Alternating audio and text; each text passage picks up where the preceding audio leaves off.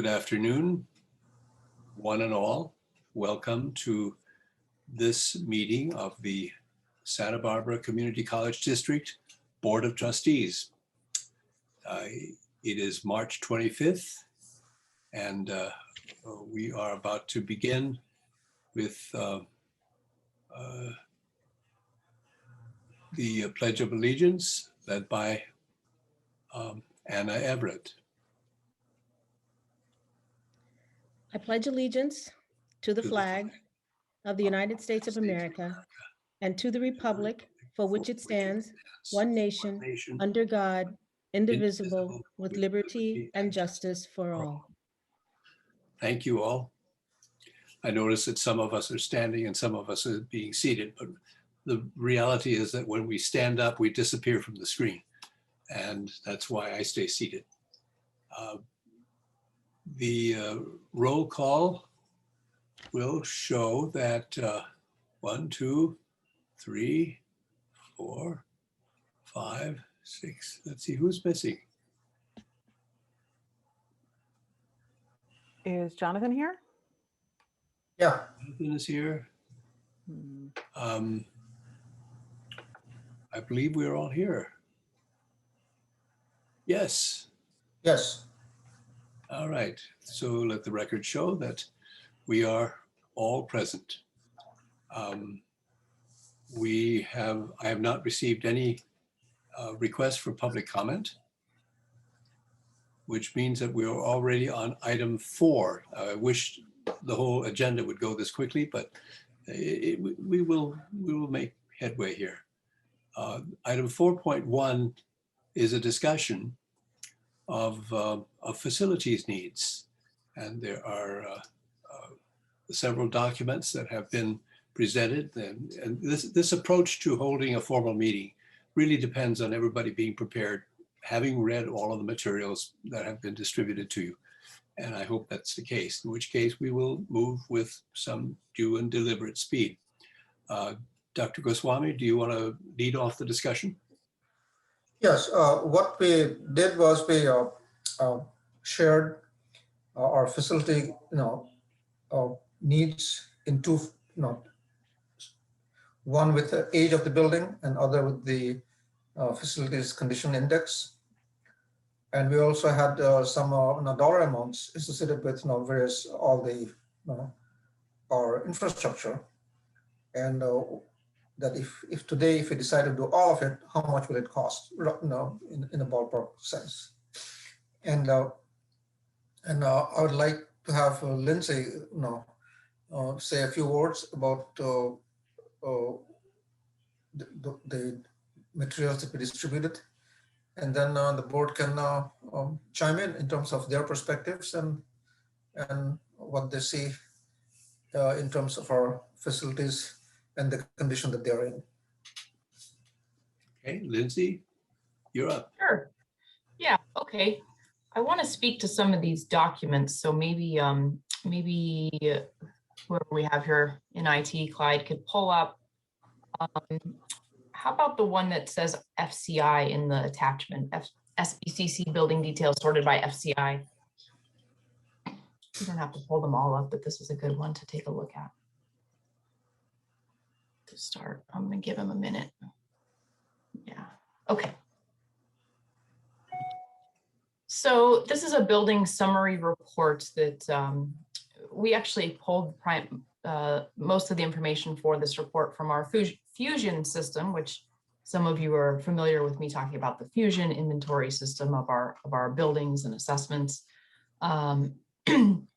So we pulled the information from there. So it has all of our buildings on campus, including very tiny little sheds and whatnot. But I left the list inclusive of everything that is currently reported, so you could see all the buildings we have reported with the Chancellor's office. And then we categorize them based on whether or not they were primarily used as an instructional building or primarily used as an administrative building. That doesn't always work perfectly with some of our buildings that are used for both purposes, but we tried to categorize it that way so you could get an idea of which ones are instructional type buildings and which ones are not. Then we added in information that came from our facility master plan in terms of the building infrastructure status, so that the comments on the far right are coming from our facility master plan, in which we had an assessment done of the infrastructure of the different buildings. And basically the different areas, structural, roof, HVAC systems, accessibility, plumbing, they were all rated as either good, fair, or poor. And those are noted in here, so you can have a little summary of each of the buildings there. And then this particular report, so this information is posted twice in 2 different reports. This one is sorted by the FCI number, the Facilities Condition Index number. That percentage is based on more information we have in our facilities master plan, and also in an assessment that we received not too long ago, just in 2018. And what that information tells us is, what is the percentage that is the cost to repair a building versus replace a building entirely? So they calculate it's going to cost you for this building that's in great shape. It's going to cost you a very small amount of money to repair it and a lot of money to replace it. And then they just do a ratio based on those 2 numbers, divide the one into the other. So the larger the FCI percentage, the worst condition that particular building is. So at the very top of this sheet, you see I have them sorted from the worst FCI down. So at the top are the worst conditional of the buildings. 117% is very, very, very high. So if you have a brand new building, it's going to have a 0% FCI because it's in great shape, doesn't need repairs, doesn't need to be replaced. So you can see as you go down this list, which ones are jumping to the top as needing to be repaired or replaced over others that are in better shape. And then again, they're sorted by instruction first and administration second. So that's this particular list, just to give the board a general idea of the state of all of our buildings in one handy spreadsheet here. And the other list that's very similar looking is just the buildings sorted by the year they were built. And that list notes their last major alteration as well, but drops off some of the extraneous information. So that's what that one is. Okay, the other spreadsheet that we attached for tonight is the one that's called District Facility Needs. If we could pull that one up.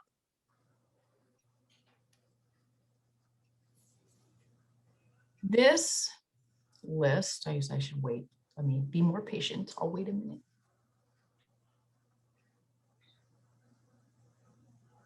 Which file were we looking for? District Facility Needs. It's called SBCC Facility Needs.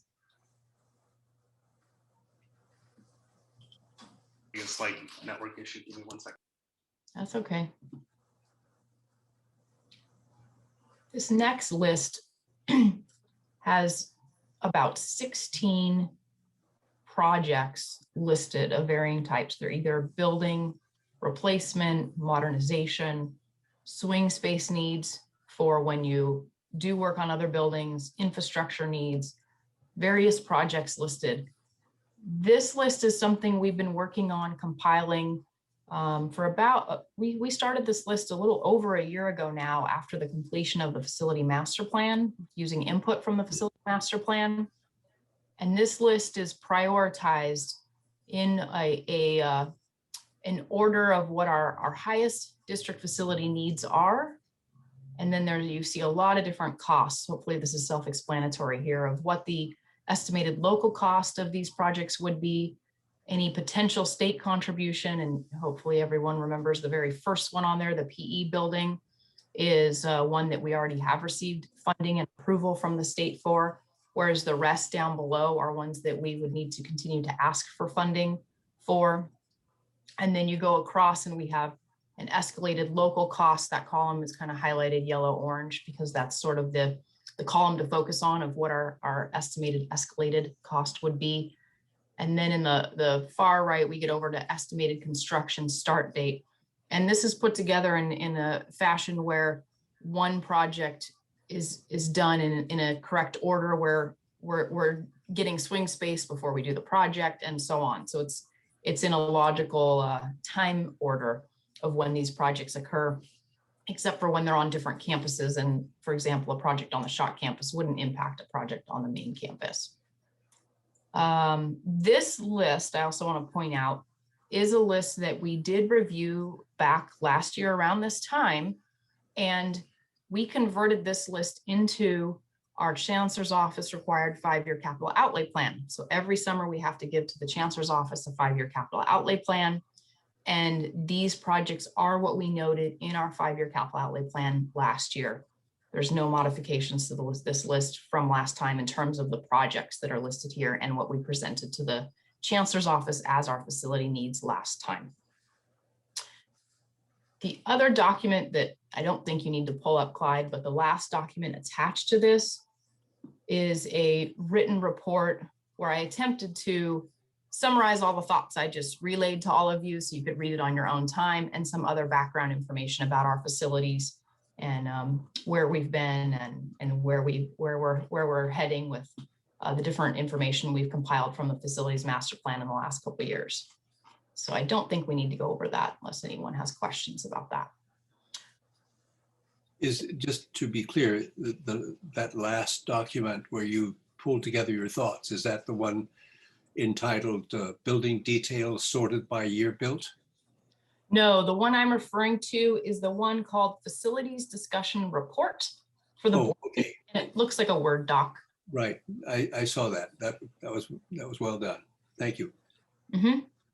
And on the previous chart, you indicated that priority had been assigned to each of these facilities. And was that represented by the number on the very left of the screen? Yes. Mm-hmm. Okay. I see several hands up. Veronica, you're first, and then Jonathan. Actually, I think Jonathan was first. actually, I was first, but that's okay. Okay, thank you, guys. Lindsay, thank you for the narrative. On the facilities discussion report, the second bullet, where would the new location be for the campus center building? Is that still to be determined? We have a couple of ideas, but it is still to be determined, absolutely. A couple of the ideas are on the east side of campus. Are you familiar with where, if you're right above the campus center, there's a group of portable buildings there. It's like the ESL building and various portable buildings there. In that location is an option. Another location is like the other side of the current campus center, more lower below it, near like humanities, but it's to be decided very much. Okay, and is there a possibility that we could get that whole green space, that lawn back for view as open space on campus, or is that still too early to see? Which Where space are you talking about? Below the campus center where we currently have the portables.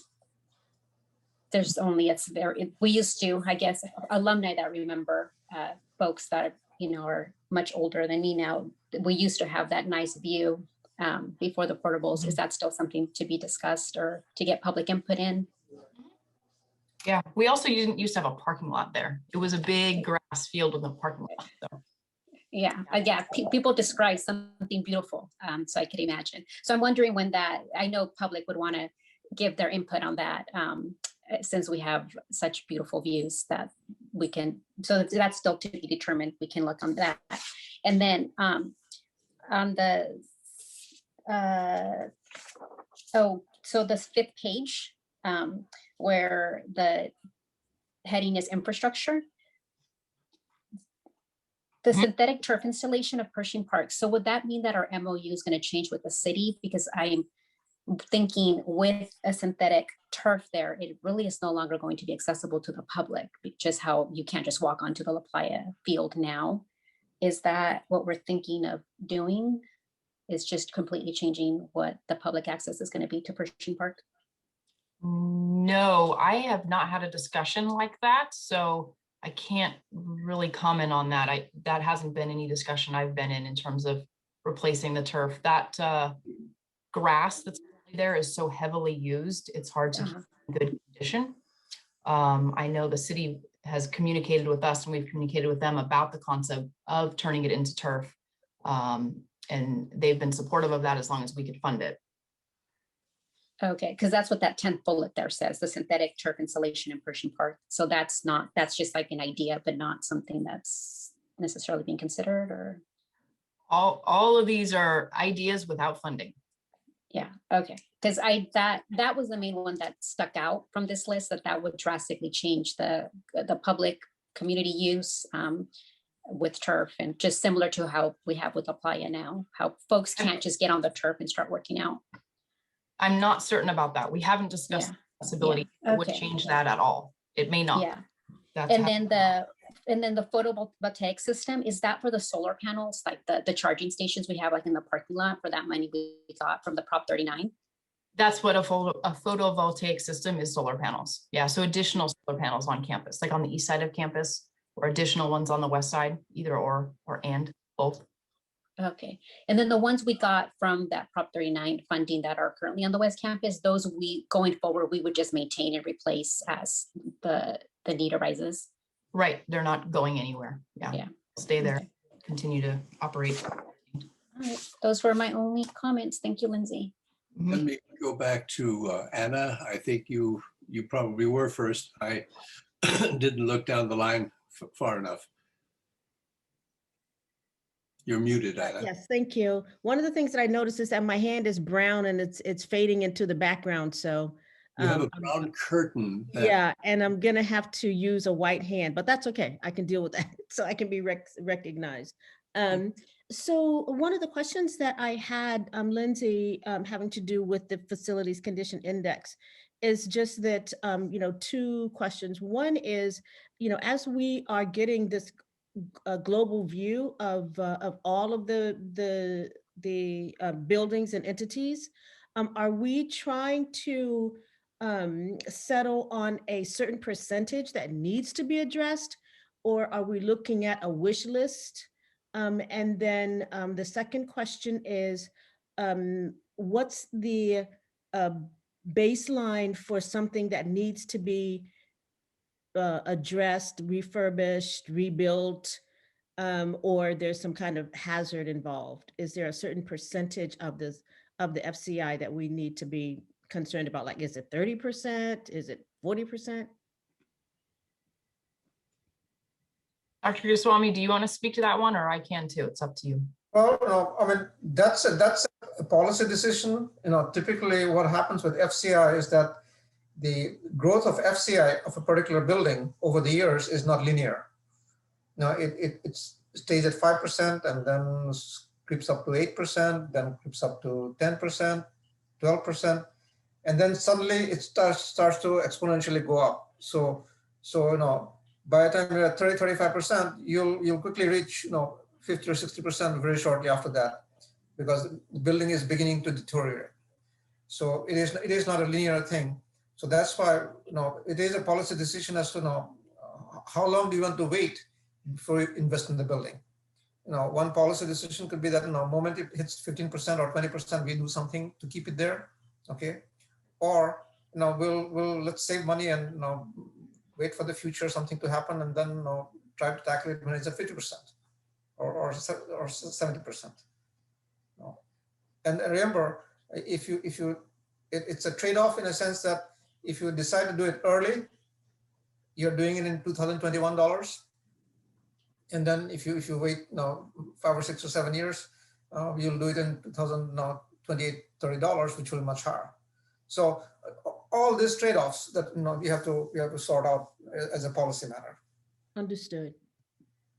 And Lindsay, we can add to it.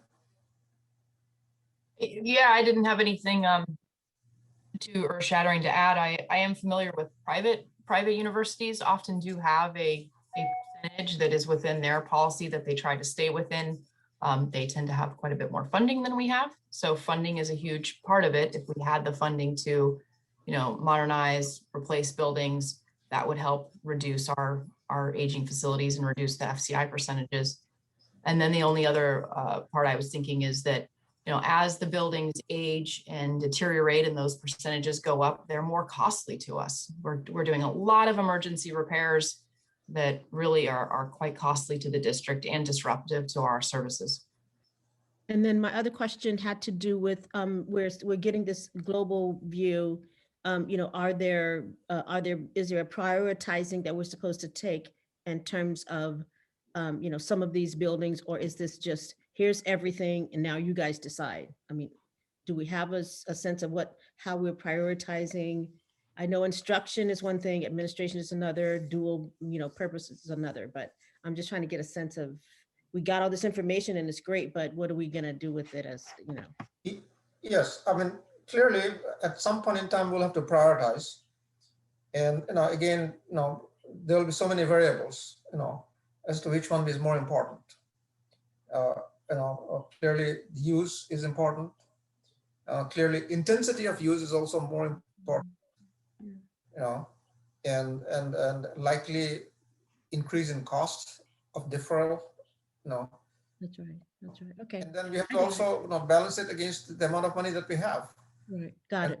And clearly, you know, if you look at the entire list, the amount of money that we need to get it up to, you know, standards, not really standards, but get it up to where we would like to be, it's a substantial amount. Yeah, up to code at least, yeah. Okay, thank you. I'd like John? to add one more piece to that, if you don't mind. Oh. As a new trustee Everett, I want to tell you the next steps that are going to be coming. So the timing of this discussion is really optimal, because as we get to summer and we have to submit proposals to the chancellor's office for funding for these projects, we have to know what projects we're submitting for funding for. So this list that we have here, that's the district facility needs, you'll notice some of them have a dollar amount in the potential state contribution column, which is the second dollar column. And if we have a potential to receive funding from the state, that may be something we want to pursue a higher priority than something else, simply because there's an option to receive funding from the state as well. Got it. Okay, thank you, that helps. Thank you, Lindsay. Jonathan? Yeah, so so a couple things I wanted to talk about. So yeah, we've definitely been doing this for a few years now, maybe the entire time I've been on the board. So, you know, I think we've got our list at this point, and I'd like to start getting to that point where we say, okay, we're going to start doing stuff. What I'm concerned about, though, is this list is about a bond project the district needs, because I see at the bottom it says, you know, bond contingency, and it's $428 million. What I'm concerned about is, you know, the first start date for construction. It's April 1st, 2023, but that project's already been decided. But then the next one isn't until November 2024. And so I guess what I'm concerned about is, you know, we've got this list, we've had this list for a long time. And Dr. Goswami just mentioned, you know, the time value of money. If we're, you know, if it's gonna be such a long time between projects getting started, especially with one of the projects being one that's already in the pipeline, I'm just concerned, like, we're asking for all this money and it's not going to be put to best use, because, you know, it's 2 years. If we pass a bond in November 2022, it'd be 2 years before like the first new project got funded, which I know is like a traditionally normal amount of time, but I've shared with Dr. Goswami and, you know, multiple people throughout the years a presentation I went to by College of Marin, where they got their first projects out 6 months. Because they did a lot of planning, which I feel like we're doing. So since we have planned so much, I just would like us to be able to act more quickly and use the money most effectively, instead of having it be spread. Obviously, there's considerations. You have to spread it out, but the sooner we can spend that money and be, you know, shovel ready, the better. And if that's how we have to prioritize things, I know we're not at prioritizing yet, but you know, there aren't many dates that are that early. So maybe there's, you know, wait could be earlier or something, just so we can start getting things done with the bond. So that's my main comment. And I obviously think there's a lot of outreach still left to do to build any support and have this be a final plan. But that's a whole other discussion. Great point. Anytime you're chasing state dollars, the process itself, you know, we have an IPP, FPP, you know, you're immediately looking at 2 years minimum to do anything. So, but when we are doing our own dollars, then we can expedite it. And And right now, we have a mixture of both projects that might be state dollars and projects that might be ours. Clearly, if money becomes available very quickly, yes, we can expedite it very, very quickly. To the extent, a lot of times what slows up the process is just the conceptual design phase of the building. All the constituents to agree on what it is that the building should look like and what it should contain. And sometimes that takes 6 months or 8 months. And if you can speed it up, actual architectural work, everything else, and permitting can be expedited.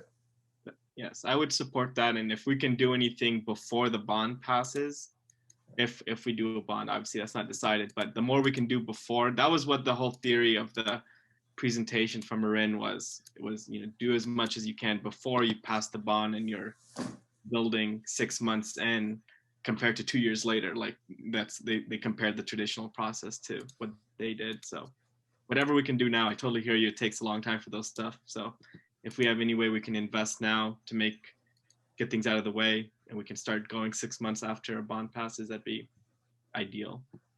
And we can make that promise to the public that, look, we have thought this through, we're done, we're ready.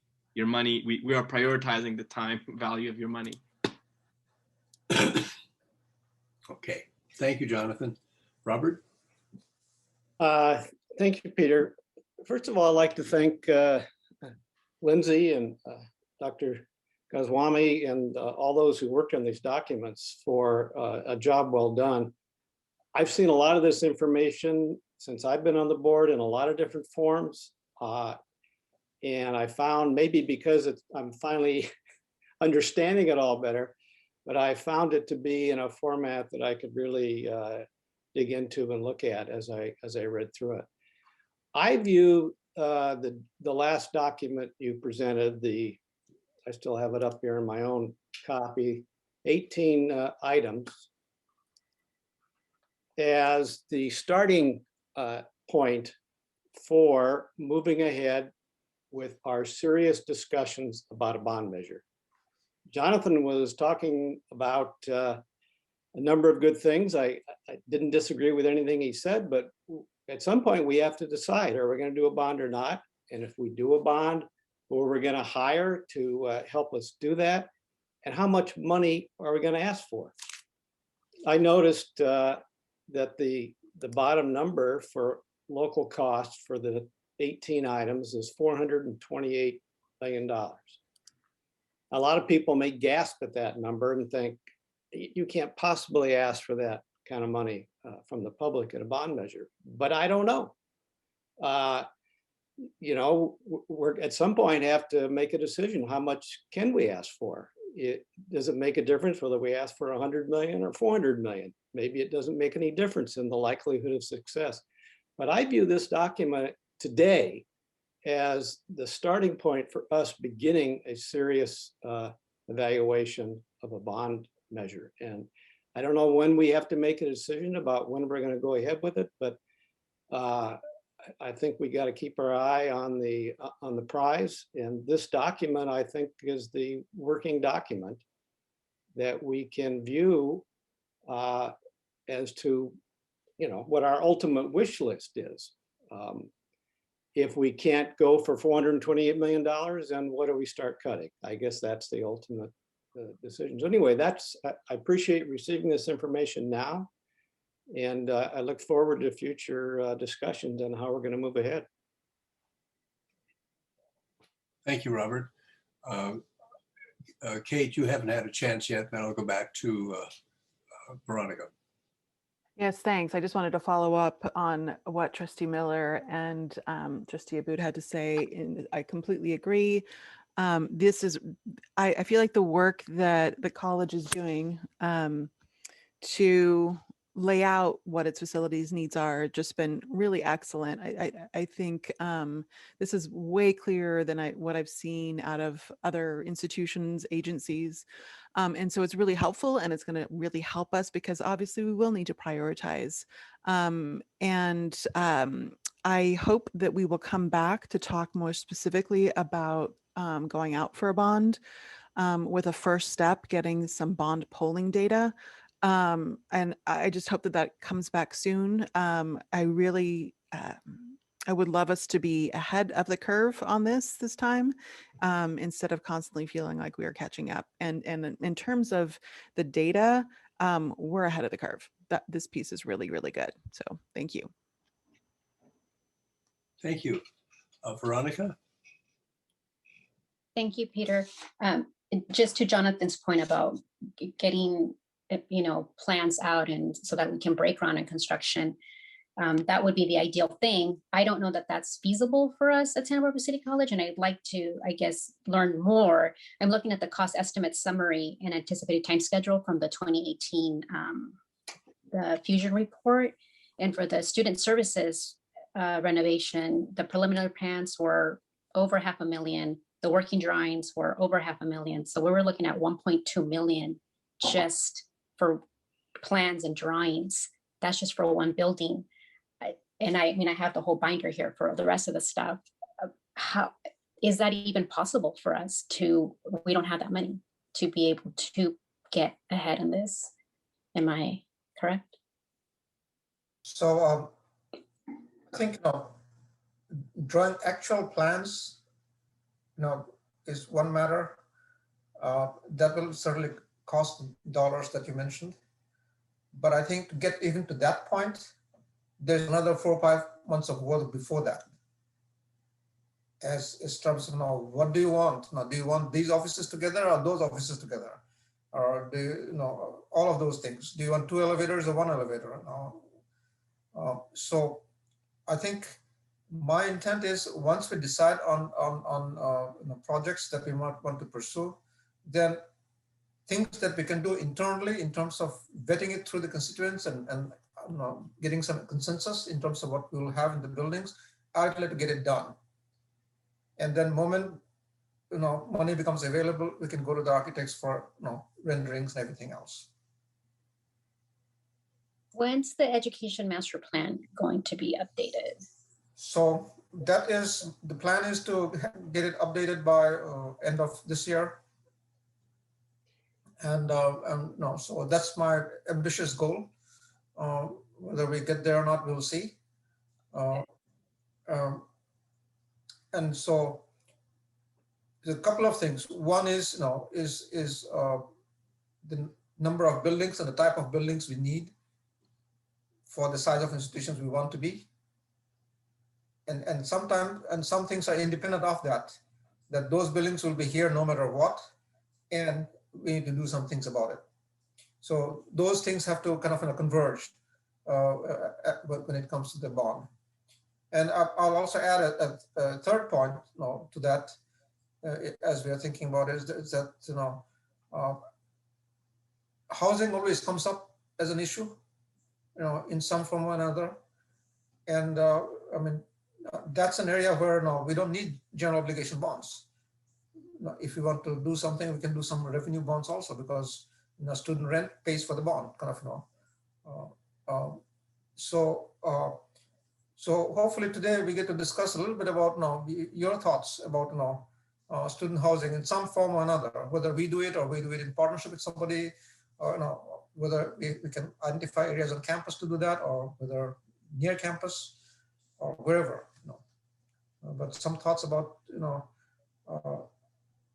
what is happening is more and more students, even local students, are getting out of their family homes and getting into apartments. Because face it, a lot of houses in Santa Barbara are very small. And so to study and do everything else with 4 or 5 other people around is sometimes difficult. So a lot of students are actually becoming renters. And then of course high cost of housing is a barrier to marginalized communities. So that's something we can think, we need to think about it strategically in terms of what is it that we can do or should we do housing. And I'm absolutely open-minded to hear from the board what their thoughts are. Veronica, were you finished? Okay. No, Jonathan? I'll come back. I'll check it out. Sorry. Jonathan? Yeah. So two things, just to go back to the bond. I think if you do that work that Dr. Goswami mentioned in terms of getting people involved and buy-in from the campus in terms of where offices are moving. I was involved in like a $30 million campus center change at UCSB when I was a student body president there that did not pass, but it was like a bond. We were building up to it for a few years. And it is a lot of work, and it is a lot of politics, and it is a lot of, it could tank the project if people aren't happy. So the more you can do to make sure our campus is very happy with what's being proposed and there's no uncertainty and they can all be behind it when it goes to the public, that's like extremely important. So thank you for mentioning that. And then on housing, just want to remind the board, we did vote 7-0 in 2018 to do a housing study. And I think we appointed 2 trustees to a committee to do that. And, we didn't have that study go anywhere, or I don't think it took place. So I don't know. I think the study might be now, it's a little past its time. It's 3 years later. But I do support what Dr. Goswami is talking about.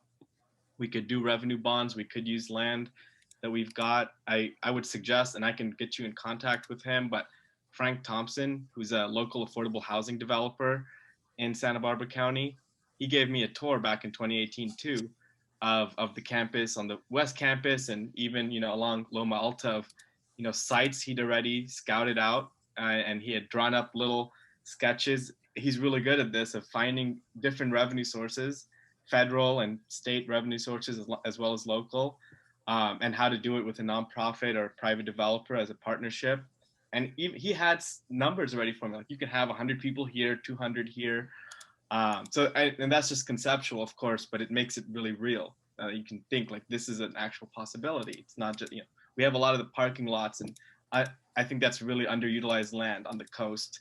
Parking lots are pretty much a waste of land, and it's our biggest commodity, or most precious commodity. And so to use it for parking cars, I think is a waste. And so, Loma Alta parking lot, as you're going down, that's at one side. The ones on West Campus, near the West Campus Center building, you could keep parking and build up. So I think there's possibilities, and there's people who could come up with those possibilities for us who are local, and there's ways to finance it that don't even need the bond on the ballot. So I think I'm really interested in keeping, and maybe it's not the same housing study we voted on, but some sort of study. And I think Peter shared the Community College League's report with me, but we all got it, I'm sure. And there's a lot in there of what other people are doing. I've shared that with you all at different times, of webinars at Orange Coast College, and ones in the Central Valley. So we've talked about it early on, but we never took action, and others did. So we at least can look at them, but I think it's time we take action. Okay, Anna, you're next. Thank you. Yeah, I did want to say about the housing. I'm interested in that. And, if we're talking about 3 years ago that a study was done, one of the things that COVID has helped us to be more clear on is just how the housing situation, it is one of those structural barriers that has affected a lot of our underserved communities, for sure. And so I would, certainly like to, work on that as a, as a way of thinking about, how best to suit our students, because I know with City College students and UCSB students packed together in Isla Vista, it's not really sustainable for our students to traveling across town for classes, and there's just so much that that I think the timing for reassessing housing, and whether or not it's trying to partner with the city and some of these vacant spaces, again, because COVID has emptied out, buildings that were, used for retail or whatever. I don't know what we can do, but I'd certainly be willing to work on that, because I think I think the timing is right. And and I'm really interested in that. I think it's important to bring into the conversation. Okay, further questions on this issue? Veronica, you're up again. Thank you, Peter. So the housing, something that's come up throughout the years. I'm looking at our City of Santa Barbara and Santa Barbara City College report that we received, and this was a report from our joint meeting after the Santa Barbara City College Neighborhood Improvement Task Force. And part of that report was the neighborhood quality of life on the Mesa, the noise abatement, and a lot of different things that we talked about that we were trying to mitigate at the time with the Mesa. And so while we did not get a report back, it's overdue, obviously, with good reason, with a lot of things going on with both entities. I think that we need to revisit this report because there was a lot of work done on the Mesa with this. And so this task force put out some good recommendations, and we need to pick up on that because this had extensive community involvement. As far as the housing, I do think that the private industry can do this better. I think that that's not something that we can afford. I don't think at this time. I think that looking at the private partnerships, I think Ed St. George is an excellent partner. I think starting the conversation with him, he owns City Beach right across the street, as well as many other buildings around town, Isla Vista. So I think that I would be supportive of having the conversation with the folks that are doing housing now, working with our students and seeing where we go now. But I like to build on the progress that we've already had with the city, with the Mesa, with our neighborhoods to make sure that any additional money we're asking them, because we're basically with the bond, we're asking for a tax, we're taxing them. And so now moving on to the question of the bond, I think the polling is priority. There's a lot of uncertainty with just taxes now and how much our personal income taxes are going to go up with what's going on at the federal level. And so the bond is another tax. I think, correct me if I'm wrong, Lindsay, but we have about 66 million still out in bonds. Because I think from our audit report, from the 77 million, we still have 66 million. You might remember that number off the top of your head better than I do. Well, I look at my property taxes and my family, we pay taxes. So I look at them. And so when you look at your tax bill, you're looking at Santa Barbara City College, all the local elementary schools. And so the $25 per $100,000 assessed value, it adds up. So we just want to make sure that I want to make sure that we do our polling and that we get a good sense as to what the community is comfortable. The community loves Santa Barbara City College. They need our programs. We, provide the upward mobility that families, communities need, dual enrollment, you name it. Everybody's all thumbs up for City College. But we do have to get our financial house in order. We do have to really look at how much is going to be feasible. Cold Springs, their bond was defeated within a couple of weeks or months. The community was not supportive with the dollar amount. And so we're looking at 100 million, which is 2 projects, the state's giving us some. So just the polling is going to be important. I think if the sooner we can get going on that, identify a consultant, a firm to start helping us with that, we can wrap our brain around whether this is going to be feasible, and then the community can start weighing in, because there's a lot of talk in the way of taxes and how much our personal taxes are going to increase, our property taxes and all of that. So yeah. Okay, thank you. Marcia? I was just wondering if Dr. Goswami could comment on what sort of time frame he has in mind for working through these decisions, for hiring consultants, and even for a bond. I was waiting to see what kind of a sense I can get from the board today, and based on that, I could put things in motion to bring something back by. It's always dangerous to make commitments on the fly, but before fall, with data and polling. Well, we would see the consultants first for data that would be proposed for doing that work. Oh yeah, of course. Yeah, I mean, it's a huge project. As someone who has been around, and Kate, you have been around, I think, probably for it too. It is totally absorbing for the institution and for the board members who get involved. And Yep. It's something that needs to be looked at really carefully in terms of what may be feasible or not. I agree with Veronica, the last round of community college bonds did not go particularly well. I sense a tax fatigue in general. And, I mean, I've got 8 bonds on my tax bill and another 4 assessments. So you're asking people to make a contribution to the college in the hundreds of dollars that they are not otherwise set up to do. So you have to why and how this is important to them. And it's not, it's a big, big effort that takes a lot of time. And I'm concerned we have some issues that show up, for example, in our enrollment. We have 30% fewer students than in 2014 when we asked for and lost that bond. So I would think that the community would expect us to discuss how we're handling that. What we are doing with fewer students. Why are we not asking for less money? And maybe we are, because obviously we haven't got to that point. But as you mentioned, Dr. Goswami, thinking seriously about, do we really need all these buildings? A series of new buildings, or are we smaller and don't need them?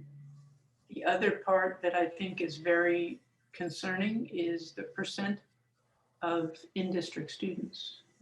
In 2014, for the last bond, it was 54%, more than half of our students were in district, and now we're looking at a far smaller number. I'm hoping we don't have dual enrollment in there, but without the dual enrollment, assuming that's not, we're under 30% in district students, which means you're talking to an electorate about 30 cents on their dollar is for their community. It's not the same as K-12, where it's your kids. So I think we have a lot of thinking to do about how to explain this to the community and move something forward. Jonathan, you're next.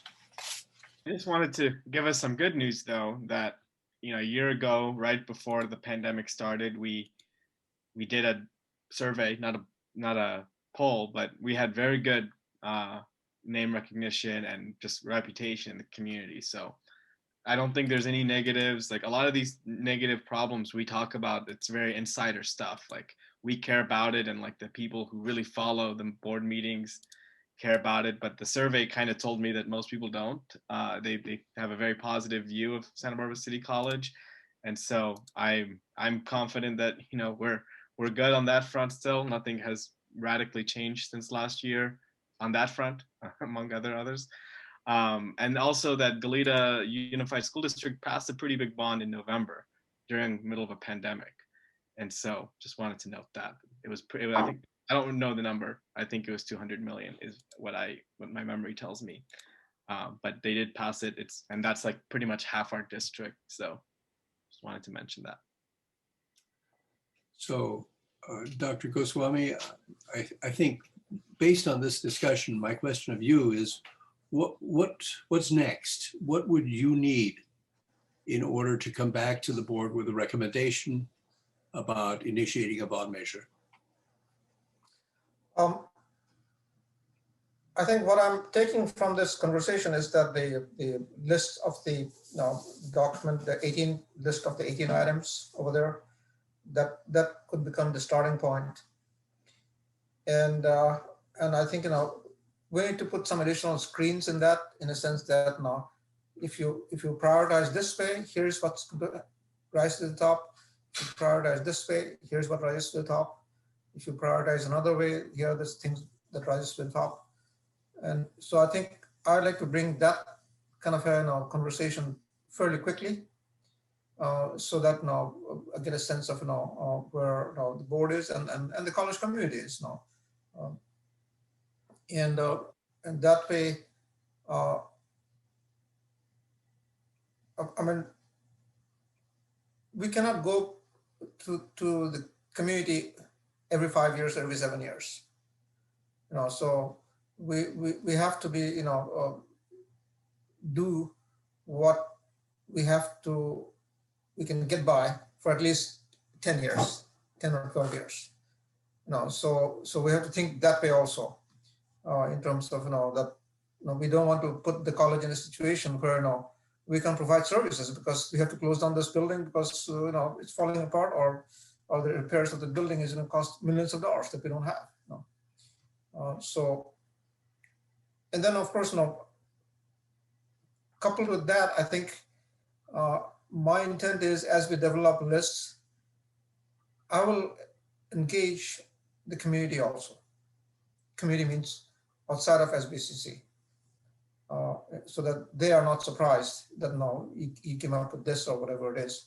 So I've had conversations with certain entities and groups, and and I will share the same information that that we shared with you to them also. And my point is that, like it or not, we are a community college. So we depend on the community for our infrastructure to a large extent. And so how can we have the conversation that we are an asset to the community, and in return, the community makes some investments in us and feels good about it. So we want to do that at the beginning phase also. Exactly, development actual list of projects. Perhaps it was a secondary issue having to do with student housing. Would you see it as helpful if we had another study session just focused on student housing? Anybody? No, I think what I can probably bring to you is if we decide to do this, here's what are some of the options. If we decide to do this, here are some of the options. How do you feel about it? And here are some potential locations where things might happen or could happen. Okay. And in terms of housing for 50 students doesn't make sense, because moment you have housing on a campus, you have to invest in some other personnel, because two things happen with housing: your headaches go up, and also the character of the institution changes for the better, because now you have long-term residents who are vested in the campus, and the environment suddenly becomes much better educationally. So what do the rest of you feel? Should we schedule another conversation about this issue among ourselves? I think Anna, you were first, and then Jonathan, and then Veronica. Actually, Jonathan was first, so I don't mind. Was he? Okay. I'll just be quick. I was just gonna say, we didn't have anything like necessarily prepared for this meeting, so it sounds like Dr. Goswami, you're gonna prepare something, and then we can have a more concrete discussion. So that's it. Okay. And Anna? Yeah, my only concern was back to Marcia's question about the timeline, the time frame that we're looking at, and I heard something about the fall, Dr. Goswami, and is that to begin the conversation, or is that to have the consultants in? But yeah, so the time frame, the next meeting or the meeting after that we can begin this conversation. I'm just curious, like, which one? I think we can have conversations as every month if we want to, to see where we are going. But I think, in terms of a go, no-go decision, and having the information to make the go, no-go decision sometime in fall would be ideal. That's where I was going for. Okay. I think we're ready to move on to the next item. Peter, I was just going to add that with the housing, committee that Kate and I were on. So Jeff, the foundation, was heading that up, and then obviously, with good reason, everything that's happened, it kind of dropped off. So Dr. Goswami, I don't know if you want to loop back around with Jeff and see where that went. And then also I would request that any housing discussions wait until people can come to a face-to-face meeting, or somehow make it so that the public can participate to the fullest extent, because this is a very spirited and engaging topic that everybody cares deeply about. And we want this to be on the side that it's positive and favorable for the college, so that everybody can participate, and it doesn't, come out that somehow we push through a bond and we push through these things and the public didn't get to participate, because we have reports dating all the way back since 2016 about this. And so we want to be respectful of that. So that would be my request, is that somehow we can really have a public be involved, and that they feel that they can come and speak in whatever modality is appropriate. Okay. With that, we move on to 4.2, financial direction and balanced budget. Who could be against a balanced budget? Lindsay, I think, I'll, whoever wants to start. So you have a extensive amount of information in the attachments. My reason for bringing it forward is a number of things. First of all, because of the federal monies that we have received, we will end the year much better than what we anticipate. Well, it's not just federal monies, but also our non-resident students did not decline as much as we anticipated. So we will end much better. And similarly, we will also end next year better than we anticipated. So in that sense, we are burning through less of our reserves than we had originally planned. So therefore, it becomes a policy question for the board that if we had kind of figured out that burning through this amount of dollars, X number of dollars, was the limit. And since we're not burning through that much quickly, whether it's even possible to consider whether we try to get to a balanced budget a year further out. So there is the fiscal part of it, that we are still, our reserves will still end up where we thought we were going to be by the time we do a balanced budget. And number two, if you have looked at our documents, it is very clear that our financial picture changes significantly, or is extremely dependent on non-resident tuition and international tuition. And right now, I'll be honest that it is extremely difficult to predict what will happen this fall. There is expectation that students are going to come back in a big way, but we never know. If we delay by one more year, then at least we'll have a couple of years of evidence as to what might have happened or what has happened. So that's something to consider. At the same time, I'm pretty sure I've demonstrated to you that that if you want me to balance the budget, I will balance the budget, and you'll have to go along with it. It cannot be that I want to balance the budget and nothing else. So that's why I want to put it out there in front of the board that you really need to make a policy decision and give me some guidance whether we want to stick with the 2-year notion that you had when I got here, or you want to amend it or consider doing something differently. I think that's the key. I think Anna was first. No, your hand is still up. Then Jonathan, were you first? I don't remember. I don't know. Okay. Okay, Jonathan was first. Okay. Well, I'll say that you at least have my support on that. I thought that the 2 years was semi-arbitrary. It wasn't even when we would burn through the entire reserve. It was, I think, just when we dipped below our super high level that we pegged to be way higher than the 5% the state requires. So our job is to deliver services to the community.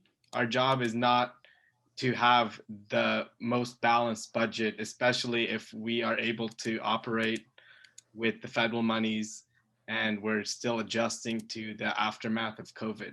So I don't think there's any reason to have that. That goal was set before COVID. And I think the world has fundamentally changed since then in a number of ways. Enrollment, how students access college, what they want from college, how our funding works. There's no reason to stick to that, long time ago arbitrary goal that I felt we set when it could have damaging side effects that aren't going to help us meet our goals.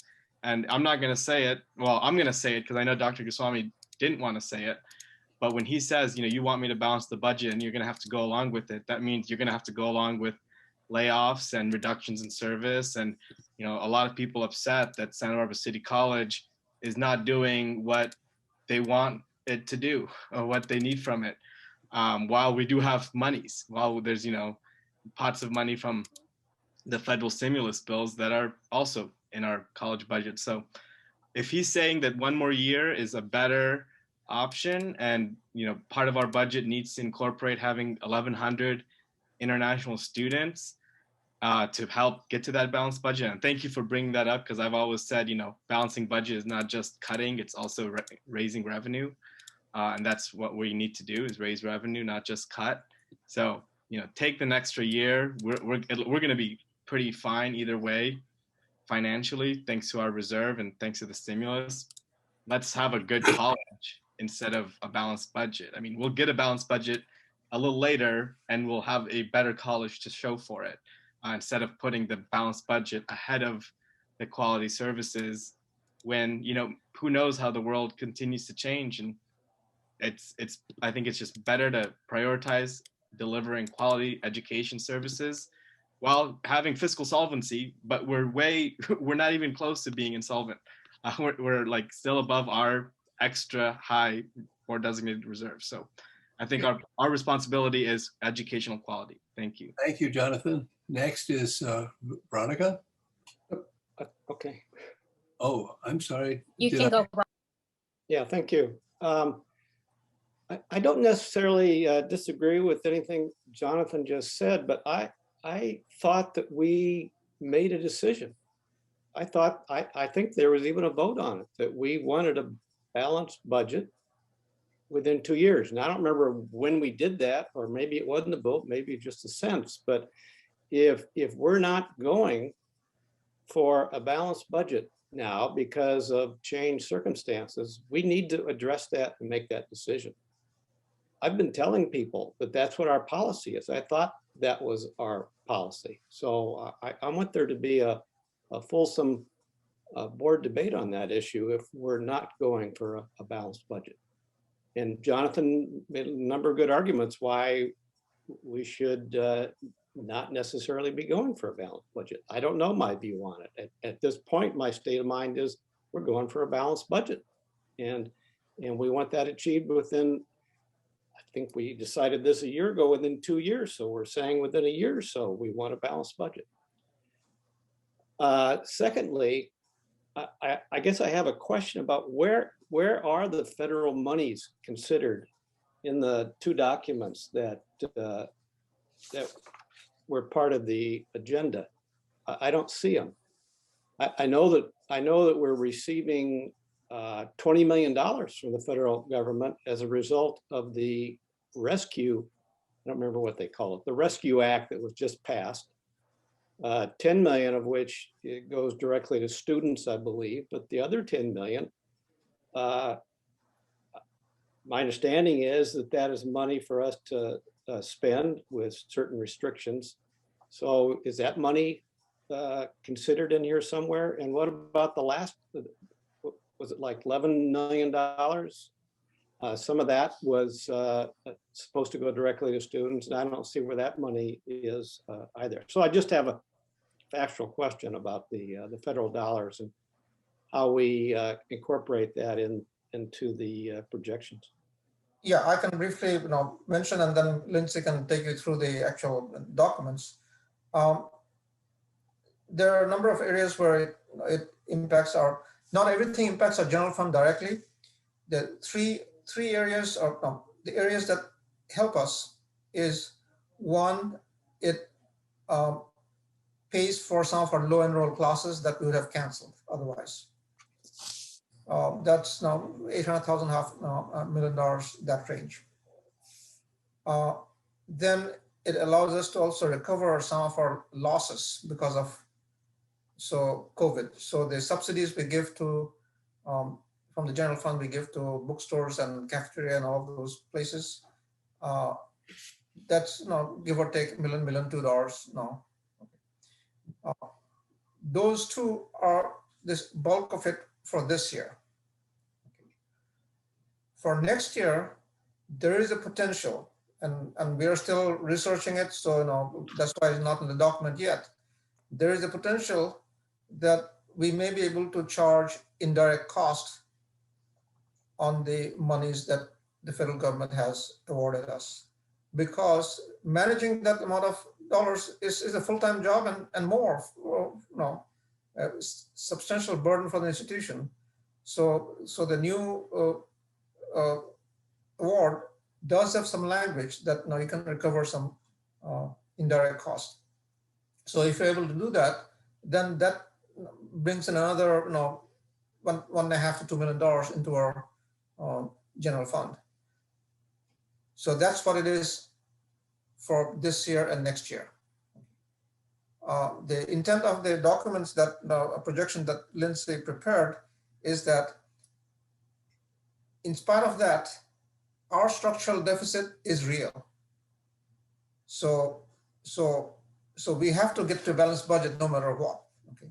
So as Robert mentioned, I'm still operating on the assumption that the board directive was 2 years, and I'm still operating on the assumption of 2 years.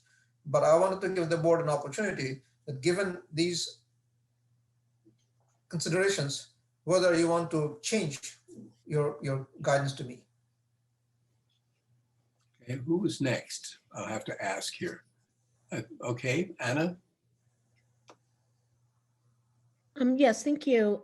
So I was listening carefully to all the comments, and I was particularly struck by two things.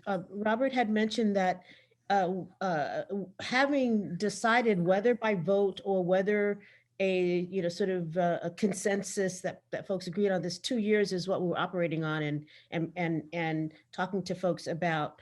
I also heard Dr. Goswami say that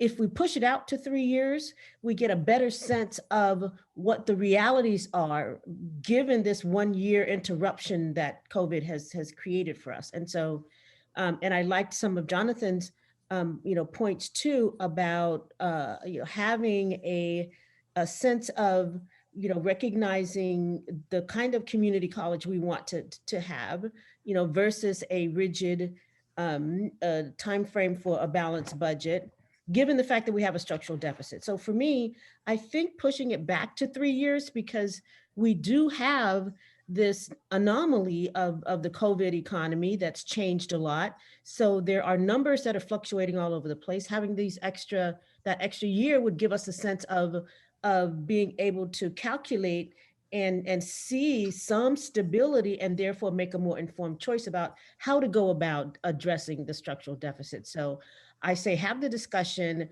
recognizing that the 2 years that was agreed upon was pre-COVID. And so that does mean that we should be able to recalibrate and look at what that has meant, and then govern ourselves accordingly. So I would vote for the 3-year discussion, but pushing for that as the optimal moment for addressing the balanced budget. Okay. Marcia, you've not had a chance to say anything yet. Well, I 100% agree that we should not be looking at this the way we looked at it pre-COVID. I think this is a discussion we should have had on February 25th. We had the information available. 8.9 million came to the institution for HERF 2 at that point, but we didn't see the impact of that. We didn't know what that meant until March 11th. And had we known February 25th, that was an important piece of information. And now we have another 10 million, as Robert said. Now, the reason we're not seeing that is this is restricted money. And so in certain ways, it flows over into unrestricted general fund. But what it means is $20 million we're not seeing when we look at these 5-year projections. So we are not seeing the real budget here. We're not getting the information that we need to have the kind of discussion, as I said, we should have had February 25th or earlier. I mean, the allocation was January 13th for HERF 2, that 8.9 million. The allocation on March 11th was the other 10.4 million for HERF 3, which is the rescue plan. These are game changers. In turn, yes, they are one-time money, and we should never forget that. But they push out our time frame for dealing with these issues. The HERF 3 doesn't have to be spent until September of 2023. That gives us time and flexibility to do the other things that we can do to address our deficit, which our structural deficit, which we have certainly heard have not been exhausted. We have not fully looked at the alternatives to layoffs and to what Dr. Goswami had warned was next, which was program discontinuance, which is extremely traumatic as well for the college. So I think we're having a conversation we should already have had. So I'm hearing, Marsha, to summarize that you are leaning in favor of going a 3-year period. Or longer. I think we could be in a different situation in 3 years. Okay. And close that gap with other means, attrition, efficiency, and the other things that we have looked at over the years for closing our budget structural deficit. I'm just trying to get a sense of how we feel. Kate? Hi, I agree with my fellow trustees. I'm happy to actually take a vote on it. Obviously not tonight, but when it's agendized for that, and to kind of slow down the pace of coming to a balanced budget this time around. I just want to be careful as we're talking about it, because if you look back in the past 10, 15 years, this SBCC has had a deficit, then made changes to balance the budget, hit that target, and then fallen back into a deficit again. The budget is a moving target. It just is, and we've been for a number of years chasing dropping enrollment, and it's now dropping dramatically. So my only concern as we talk about it, that when we talk about it in terms of like, oh, we'll hit that target in 3 years, we understand that we start that work now. That it's not like we start the work later of making it easier for us to figure out like where does the attrition come from? What are the things that we tighten down on right now, so that it's less painful 3 years from now. But it will, yes, all the numbers will be completely different. We probably won't recognize the scene 3 years from now. But whatever work that we're doing on it has to be ongoing, and it has to be happening now too. Okay, thank you. Veronica? Thank you, Peter. So anytime we spend money on one thing, then we can't spend it on something else. And this conversation, these mitigation strategies on our budget, this can has been kicked down the road for years now. And Santa Barbara City College can't afford to do that. And so we need to stick with our goal of balancing the budget. The math doesn't add up. California passed in 2014 AB 1469. That requires the elimination of the pension debt by 2046. So the shared responsibility of the premiums for these pensions for Santa Barbara City College is generous. It's more generous than in the private sector. So that means that we continue to spend more and more money on covering these pension costs. So that's that big part of our salaries and benefits that's sucking up a huge portion of our budget. In 5 years, we went from 7.5 million to an excess of almost 12 million in just STRS and PERS alone for Santa Barbara City College. That's not sustainable. And so when you read through all these reports from 2015, 2013, 2014, the numbers just don't add up. And so I think that when 89% of the district's budget is personnel, salaries and benefits, and that's because of the rising pension.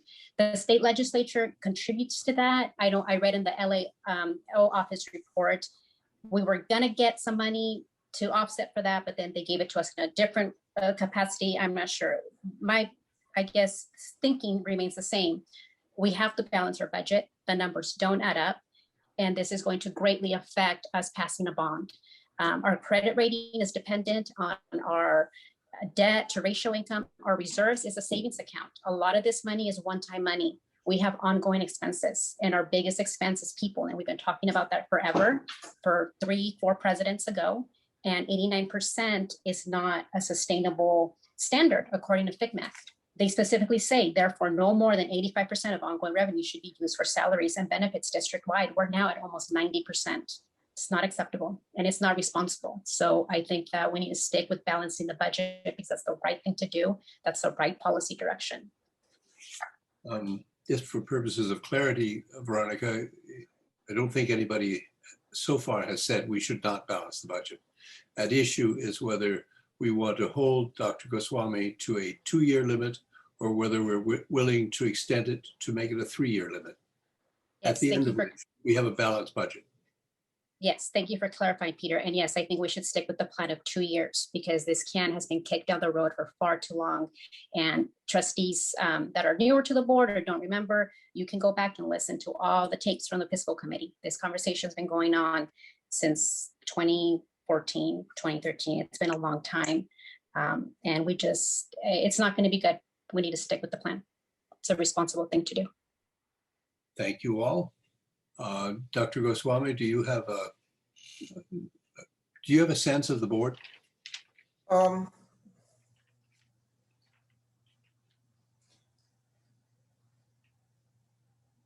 probably do, but at some point in time, I think the board needs to take a vote, formally.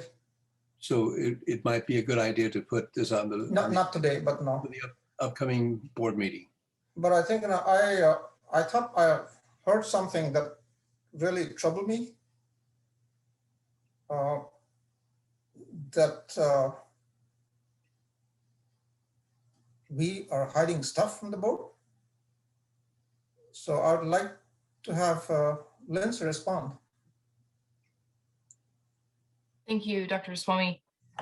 Yeah, I think there's some clarification I can make about these HERF funds. So there's 3 rounds of HERF funds, HERF 1, HERF 2, and HERF 3 that we've received over the last year, and some are still forthcoming, the HERF 3 round. Those funds are very specific to be utilized to mitigate the impacts of COVID on our students, on our operations, etc. Additionally, half of those funds from each of the dollar amounts we received, at least half, we're required to spend at least half on direct aid to our students, emergency grants to our students. So of the latest batch of 21 million, 10 million is required to go directly to the students, if not more. And our district is very focused on providing even more aid to our students from the institutional portion of those funds. So these dollar amounts are not all dollar amounts that are falling directly to the institution. It's really the other way around. And additionally, the funds that we are utilizing that we can use from the institutional side, we need those funds to operate in this COVID dynamic. They're not being used to offset our operations. In fact, that's not allowable for us to do. That's called supplanting. We can't use the money to pay our basic salaries or maintain facilities or anything like that. We can only use it to mitigate the impacts of COVID. Additionally, yes, this information that we've provided today and that we typically provide to the board in terms of financial projections and information is specific to the unrestricted general fund. And these COVID specific expenses are in a restricted fund separate because they're not a part of our regular ongoing operations. However, Dr. Goswami did describe exactly correct about the lost revenue piece and how us being able to use some of these HERF to offset lost revenues does help our unrestricted general fund. But many of you pointed out that is a one-time benefit to us, just one time. We continue to have this structural deficit. So I just really want to make it clear that we are providing all of the information on the unrestricted general fund and anything that intersects that we receive from the HERF fund that does impact the unrestricted general fund, we are providing. The HERF funds specifically have a different process and a very robust process we've been doing through shared governance of how those funds are requested. And then we're working right now on approving and notifying folks that those funds were approved. So they're really two separate, distinct types of funds. Additionally, Trustee Croninger mentioned that we have all the way until September of 2023 to spend the HERF-3 money. Now, I've been on 2 webinars yesterday and today on HERF. It's, you know, with HERF-1, HERF-2, and HERF-3, the regulations coming from Department Ed are coming well after we get the money. So that may just be confusion of where they're landing, but I've been told we have 1 year to spend the money for each of these different buckets of money. After we receive it, we only have 1 year. So I haven't heard that it goes all the way out until 2023. I think that's all I wanted to say about that, just to clarify. If you have any questions, let me know. Okay.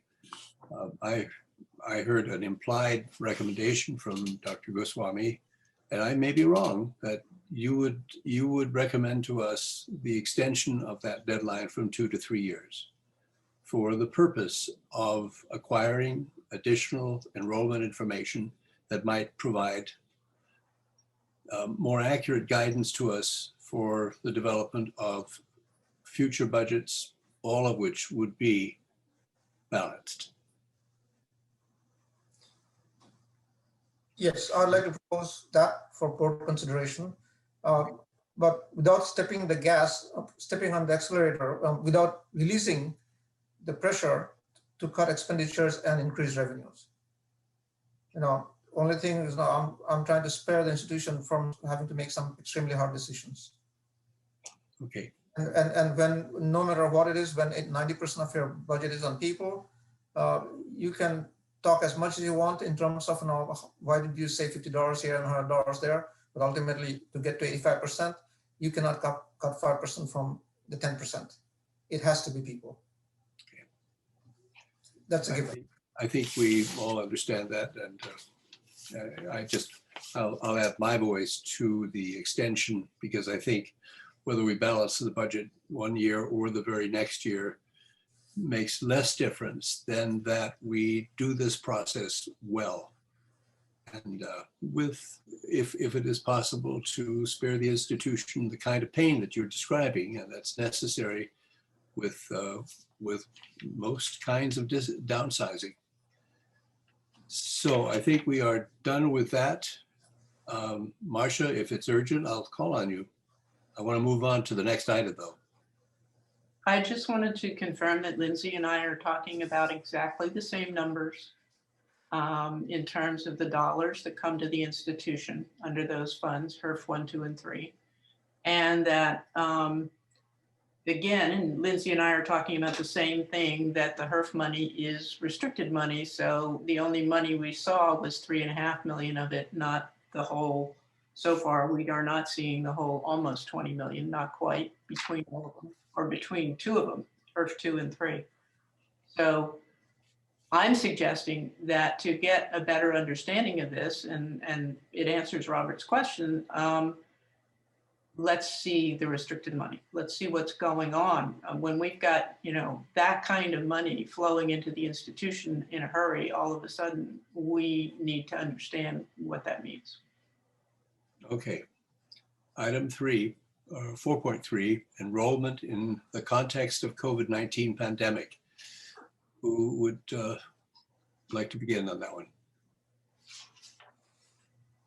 You have a written report prefacing a number of documents. And I'll let Pamela speak to it. She has done extensive amount of preparation for this. And I also understand that there are some updates that we'll share with you subsequent to the meeting, but she'll probably mention it. Okay, Pamela? Thank you, Dr. Goswami, Board of Trustees. I had a couple of errors in a projection around the international students that I've corrected and shared the document with Dr. Goswami and Jasmine, and that'll be shared back out to you.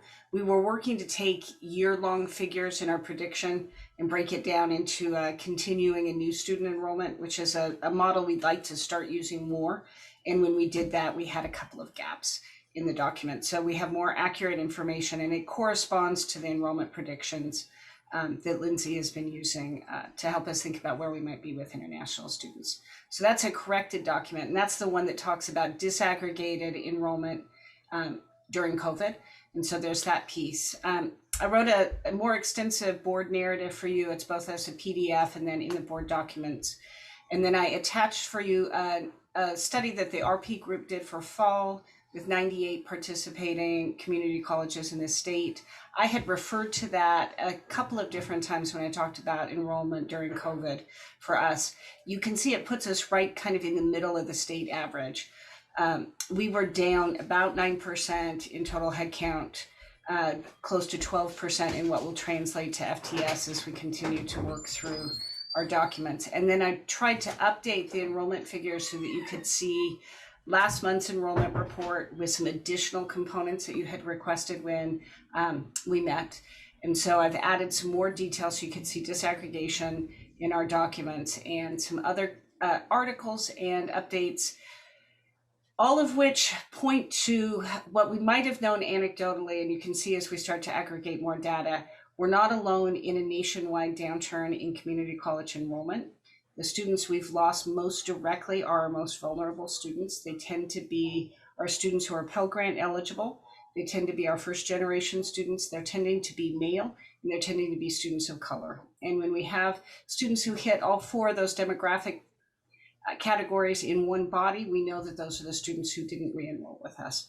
So we've been actively considering those groups of population under our student equity planning, in our guided pathways work, our reconsideration of how we do outreach, recruitment, enrollment, and retention has been a major focus on that population, and COVID has pushed a lot of that forward. So it's interesting to have the enrollment conversation show up at this point in the agenda after we talked about buildings that are aging. And it's not that we need new buildings because we have tons of students to fill them. We have an important category of students who need to be in up-to-date, innovative, forward-thinking buildings that are safe.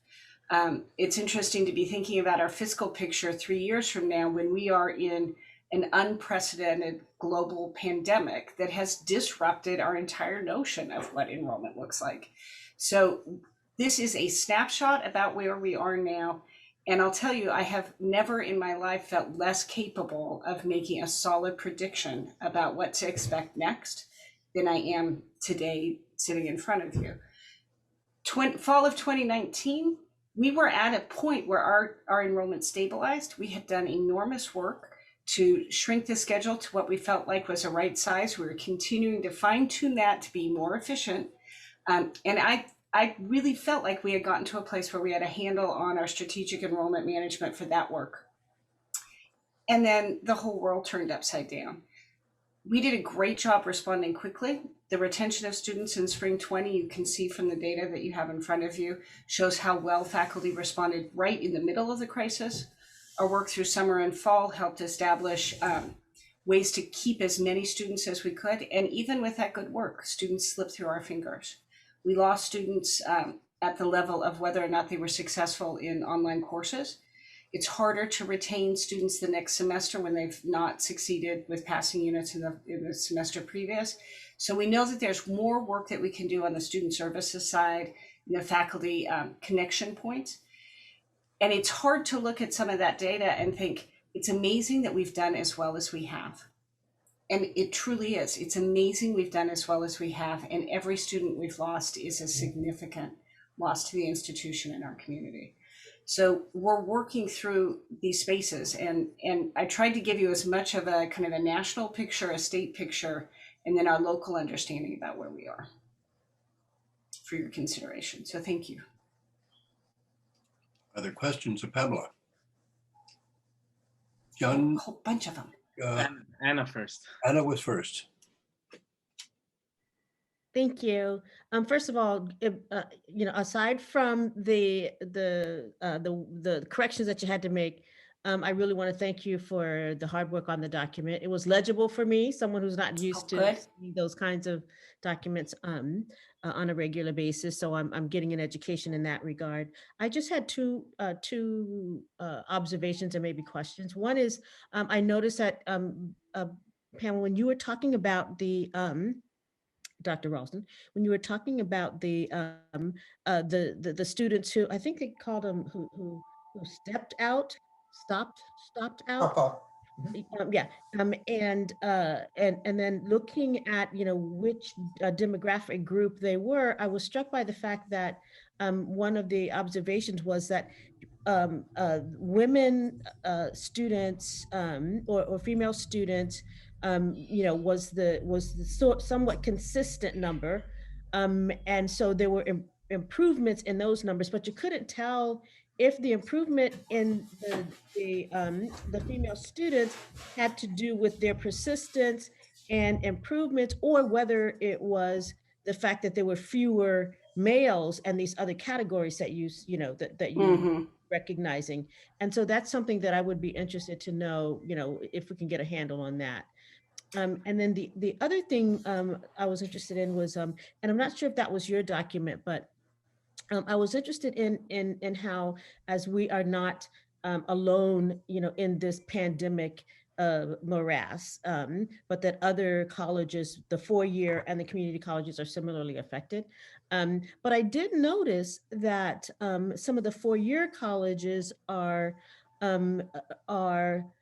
seem to be benefiting from the students who aren't enrolling in community colleges. And so there seems to be an outreach to them, or what I was calling informally a kind of poaching of students to, say, well, why bother going to a 2-year community college when you can just start here? And, and so I did notice that there was, I can't remember which report mentioned that, which is something that is interesting for us to consider.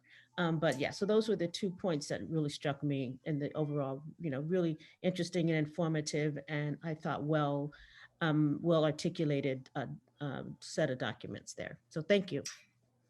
Thank you for that. If I worked at a university right now, my marketing campaign would be exactly the one you just described, Dr. Everett. And we have been using similar marketing the other way around. Why would you attend a 4-year institution when you could have a top-notch education close to home, online in a way that's well supported and is much, much more affordable? When we see this national almost stopping of college and university enrollment, we're having this slowdown that will create a much more competitive field for institutions. And we have already seen in this last year a number of private institutions close. The number is higher of the rate of closing of liberal arts colleges in the last 2 years than something like the last 20 years combined. So there has already been a crisis of enrollment in liberal arts education. So we are in this shifting landscape that we're looking to resolve, and we'll be working on changing our longitudinal data so that we can try to track this. What would have been an anomaly if the pandemic had ended by fall. We would have considered spring 20 something that we just never looked at again. And because this is extending, we're having to learn we're predicting a post-COVID world and what that will look like. And we're going to have to build it out of understanding the current experience of the pandemic. So we'll be working to use more disaggregated data that we try to get our system to be a little more sophisticated so we can see those demographic pieces layered on top of each other and be able to track that. So Dr. Reese, whom you've met, is working on a new set of institutional set standards that are going to track the student journey more effectively for us. And we're going to dashboard that. So we'll be able actually to think about the body who's moving through that experience for us. And I think that should reveal a lot more. So that's work that's been in progress for a while, and we're really excited about it. It's going to reveal a lot of uncomfortable truths that are going to give us areas that we can really target. Thank you. Thanks. Jonathan, I think you're next. Yeah, I had a couple points I wanted to mention. So none of what I'm saying is new or even my original thoughts, but I do want to mention them since they are the things I support. The first one is, I've mentioned before that, yeah, and it's pretty clear that our Pell Grant students are the ones that dropped out, and it's, a lot. I think everyone here has a job or is employed because we're all, working at Santa Rosa City College, but there's a lot of people who are really hurting right now out in the world. Like it's a disaster out there. Especially it's hard to see when we're in our, this kind of field, and, I work in government. It's hard to see how disastrous it is. So going to college or even taking some classes is just, it's a burden for people to have to do that. It's, I've just kept in touch with people who I know who, are in between jobs right now, and, going to college is not what they would think to do, is what I've been, this is obviously anecdotal, but it's obviously, the data that we're not getting enrollment. So if we're gonna say that we want to rebuild our enrollment through those people, I think the solution is to pay them money and to support them. I think there's no other way to do that. And that's, I've brought up the idea that, Promise program needs to be expanded beyond just the 18-year-olds who graduate from college. Obviously, it's more than that, but that's the main audience is the people who graduated from high school. And if we're going to run a Promise program, I think, we're just going to have different people in it, and it's going to need to be maybe bigger. So, and then on the flip side, though, the president is putting forward this infrastructure bill soon that supposedly has 2 years of free community college. So we might not need to do that, but we might need to still support them in other ways, because I don't think just making it free, that's only half the equation of the cost of college. It's maybe even 40% now, or so. The cost of housing, food, and just the time you give up not having a job is a lot. So I think if that's what we want, if that's who it sounds like it is who we want to serve, I think we're gonna have to serve them the way they need to be served. But then on a flip side, and this is not really contradictory, but it might sound that way, we also need to just figure out like and again, this is not new information. We've been saying this for like 4 years. Like, what do we want this college to be, and how are we going to get to those people? Like, do we want 12,000 students? How is the breakdown of that 12,000 going to, come out, and how are we going to achieve that, the different blocks within it? And what's the strategy, and how are we going to develop? And obviously this doesn't happen overnight, but how are we going to develop programs that attract people, or different systems that get people where they're at now? Like, maybe it's not just attending 2 years. Maybe people might want to go through the college in a different way, but they'd still be counted in our system. So I don't know. I think it's both like, is it the people we've lost? How do we get them back? The low income people, we have to help them financially, I think. And if we want to adjust, I think we need to do that in a really, empirical way. And it's been discussed already, but we need to just have our goal. Like, is our college goal 13,000 people, and what kind of people, and taking what kind of classes, and let's work towards that. But okay, that's how we solve our budget. So thank you. Thank you, Jonathan. Veronica, you're next. Thank you, Peter. There you are. Of course, Pamela. You were down here and then you moved. I agree. You guys made a lot of progress, and you were doing a lot of work, especially around efficiency. Prior to the pandemic, what was the wish? How close did we get to being not, the most recommended standard to FCMAC 525, but what was the number? I don't have that number exactly in front of me, and I don't want to be wrong. So I'm going to talk around it, and I'll get in the neighborhood. So it's not just FCMAT that thinks 525 is the magical wish. The whole apportionment system says that's how we built it in 1950. That's what it looks like in 1950, and we'll just keep doing it forever. So we got much closer, but we are still closer to 500. Just below 500 is where I think we were in fall 19.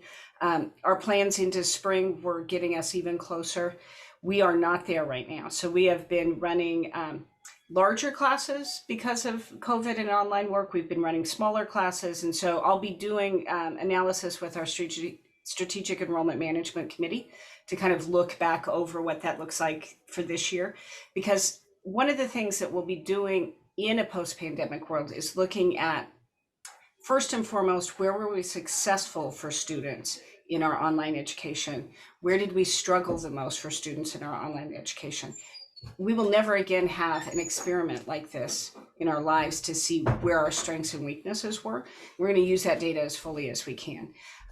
We have increased in success in online education over where we used to be, but statistically it's because we put everybody into the courses. So we need to be thinking through what it was that was working more effectively. And that's going to have some different play as we think forward in our wish to FTF. So that's some stuff that we'll be working on as we go forward in our planning. Yeah. Thank I you. mean, I go back to spending one thing on something is not, doesn't open up the bag to spend money on other things. And this population of students that we want to recapture, Jack Friedlander had a report, I mean, this was years ago, where we identified the number of students in our district that had fallen out for whatever reason, and there was going to be some type of strategy or intent to bring them back in some type of campaign. So I definitely think that resources need to be allocated to identify the residents in our district that need to benefit from our programs and services. But for that, obviously, it's going to take money to do it. In the future, I guess I'm looking at the 2013-2014 cost FPS by credit department. And so this is a report that I think Marcia, we had requested in the fiscal committee years ago. And it really gave us a big picture of where the department cost, and it really helps you understand, well, nursing is going to cost more money. Obviously, we need to invest in that program, and the ratio of student to faculty is not going to be the same as in math or English. And so when even back then, English composition and literature department was a very expensive department with a good reason, right? And so I think I would like to see, within the context of talking about FTS and enrollment, and if this is not appropriate, Dr. Goswami, if you don't think it's appropriate at the board level, then that's okay too, if it's too much in the weeds of a report. But at the time, at least for me, it told me, okay, we need to save money here and we need to start planning. This is where I keep saying the can keeps getting kicked down the road, because we've known since 2013, 2014, which are our most expensive programs and for what reasons and for good reasons. And so if we're going to provide the direct services and the wraparound services and everything that our students need to succeed, well, that money has to come from somewhere. And whenever we're spending this much money on salaries and benefits, we're taking it all out. So if we want to provide the labs and the technology that is going to help students succeed in learning environments that are appropriate, then we need to go to an electorate and we're going to say, hey, we're asking you for money because we've got our financial house in order. So for me, I think these two things really do go hand in hand. They work in tandem. It's like going to the bank and saying, give me a loan. Oh, but I don't have enough money every month to pay my operating expenses now. And so that's the same way to the taxpayers. We're going to say, here, give us money. And they're going to say, but you don't have money now to pay your bills. So getting our financial house in order is a top priority for the reasons you're describing, Pamela. The students that we need to capture, the students we need to support, all students. Even I remember getting a report in our honors program, these amazing high achieving students that come and how much more the honors program can do with them, right? In a way of seminars and different enrichment and things like that. So really it's looking at all students and seeing what we can do. So if you guys think that that report is appropriate, I would welcome it. If not, I mean, it's good. I can get a gist of what's here, but let me know. And, I'm good getting it or not. Thank you, Robert. I'm sorry, Dr. Goswami, did you want to respond? Yeah, I think the report, is what we use to, kind of manage our portfolio of offerings, because we know that some will be, high cost, some will be low cost, but on the average, we maintain our cost at this level. I'll just point out that one of the things that will come as a shock to the system 2 years from now is that we purposefully are running low enroll classes this year, and we'll run some low enroll classes next year to provide access. Because so those 120 sections that we are going to offer this year and next year, we won't be able to offer in regular times. So our wish is taking a hit this year and we'll take a hit next year on purpose. But once we go back to our regular cutoff scores and things like that, because of financial reasons, we just can't do anymore. Then our wish will jump up again. But then we still have to make some adjustments in some areas. Yes. So that and we're having some of those conversations with faculty. All right, Robert, you're next. Dr. Ralston, you have something to say first? I was just going to do one quick answer back to something that Trustee Gallardo raised. Jack Friedlander did do a lot of work thinking about part-time students and adult students. He worked with a group of managers who did the Leading from the Middle campaign, really great professional development work. That turned into a Title V grant that we're currently working with, which on occasion we refer to the evening and weekend college, but really is an outreach that we're ramping up that pulls in our students in the community who maybe are working to complete a degree that they started a while ago or are starting a degree for the first time. So that's work that you can imagine is going to be even more relevant as we move into this mid and post-pandemic period. So that work has not been lost. We're actively engaged in that. So thanks for reminding us about it. Thank you for bringing that up. I think the last time we got a report was maybe like in 2018. So maybe we could get a report back on that.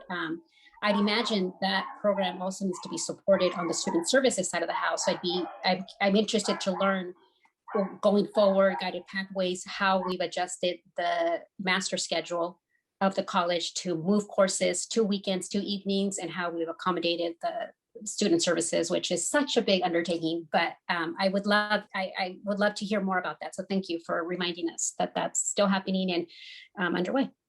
Okay, now Robert. Okay, thank you, Peter. I'm sorry if I seem to push you guys. I try to not have the back and forth because that turns into a dialogue between two people. So I'm pressing, and if I press too hard, just say you're pressing too hard. Let's slow down. But Robert, go ahead. Okay, first of all, I want to thank Dr. Ralston and others in the administration for the rich documents that you provided to us for tonight's meeting, in particular the document that sets forth the disaggregated enrollment data. I think that's information we've been interested in seeing, and it was very helpful to see it.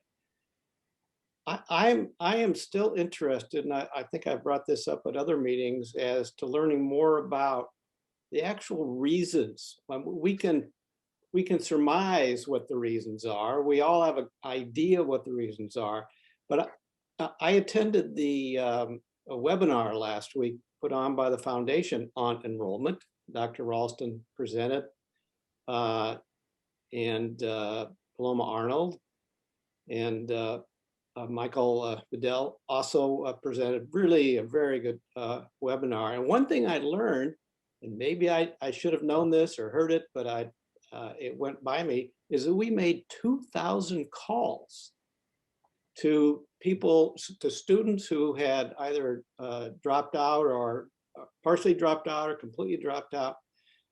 And if I'm right about that, if I heard that right, I'm just wondering what we've learned. That's a pretty rich database to have 2,000 people who talked to. And by the way, I think that's wonderful that we did that. Absolutely wonderful. Can Dr. Ralston, could you speak to what information we were able to gather from that? Certainly. First, I'd like to give credit where it's due. That was Dr. Goswami's idea when I was talking to him about the challenges we were facing with his sense that our continuing enrollment from fall to spring was somehow not lining up right at all. And I was in a bit of a panic. And so he pushed us to find a way to reach out. And he took part in calling, I'll tell you, because I saw the list. I called like 50 people. So all of our managers took a chunk of a limited set of our students. So we knew that there were students who were being served by more specialized programs who were being outreached to. And so this was a group of students we were worried weren't having the kind of contact that they needed to be able to make that next step from fall to spring. And anecdotally, what I had shared that Trustee Miller is reporting is I talked to a number of students who said, well, the reason I'm not re-enrolling in spring is because I completed my degree this fall. I have, amassed enough credits, and my transfer is happening, and I'm headed to Berkeley. I heard from 2 who were headed there. A number of people were in the middle of on their way to their next stop, and so it was a really great outreach campaign, and it's helping us think through a couple of other pieces. We always want to know the answer to the people who are already gone, and that is an incredibly difficult group of people to get information from. And even in our calling, we noticed who responded to us were people who were actually a little more inclined to stay put. And so the folks who didn't answer the phone, we're not sure why they didn't answer the phone, and we're not sure why they didn't re-enroll. So we're working through some of these pieces, and we have a very small grant where we're doing some student focus group work for our guided pathways. And we're thinking that that's going to help reveal some other information for us about continued enrollment. And this is a question that student service officers ask all the time, like, where do the students go and how do we contact them after they're gone? And it's if we find out the perfect answer for that strategy, we will write a book and become very wealthy. Thank you. I'll resist our president's suggestion. I'll resist the continuing dialogue, but interesting. Thank you, Trustee. What a terrific idea. Marcia, you're next. Okay, I have some quick factual questions, and then I hope you don't call that dialogue, Peter. And then kind of an overall thought as well. And the quick factual questions are, do we have an estimate? I'm assuming dual enrollment is not in our in-district numbers. Is that correct? I wish I could say that dual enrollment was not in those in-district numbers because we'd feel like we had more students out there, but those numbers are inclusive of dual enrollment. And that's, I think, table 7 in that document. Yeah. So that did in fact include, yes. Okay. Do we know how many? I can give you that. Most of the tables in that document exclude dual enrollment for a variety of tracking reasons, but the piece about residency did include them. And I will pull up, darn it, I had all of my documents pulled up. Just bear with me. I have some figures that will be helpful for us on the non-credit.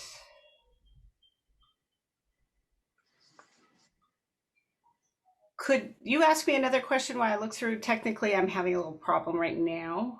Sure. Well, thank you. Head count for non-credit. I think you know that one was in there. Yes.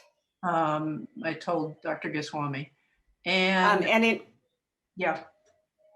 I was able to respond to both of those, so I'm going to be able to give those answers as soon as I can get them to show up. I'm sorry for this little delay. Okay. That's all right. Why don't we let you do? Coming. Here we go. Okay. I don't suppose I have screen sharing. No. No. Not share screens. Okay. So our head count, Trustee Croninger asked questions about non-credit head count, and she asked questions about dual enrollment head count. Our non-credit head count, and what we track with that is our apportionment generating non-credit. So this does not include our fee-based student figures. Our head count dropped in fall 2020 to 3,118. In spring, we went up a bit and we're almost at 3,400. That's a drop of almost 2,700 between spring of 20 and fall of 20. And that's about as predictable as it could have been. The population we serve in School of Extended Learning and that work in non-credit is work that has not been designed for a distance education modality. And we worked synchronously with everyone enrolled in those classes, and the folks in that area of our house did amazing work, but a lot of students opted not to attend, and they'll be back as soon as we're ready.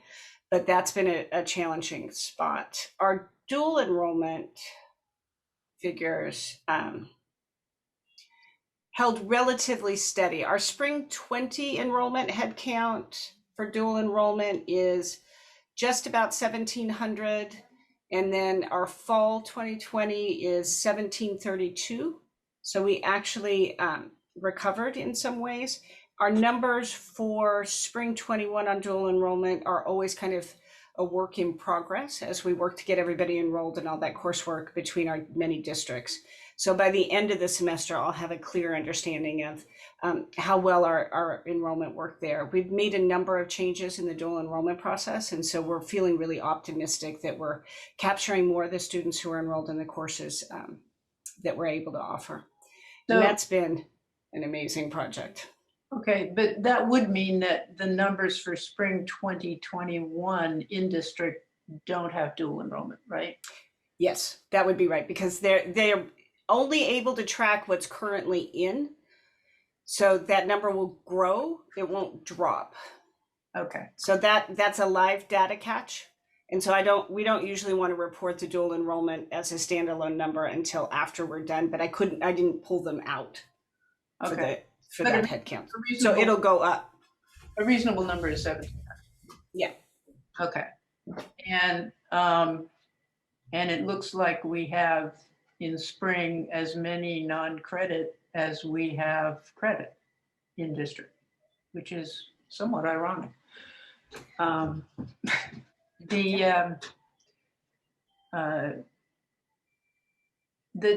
This data is great. I should have started out with that. I know Robert said it.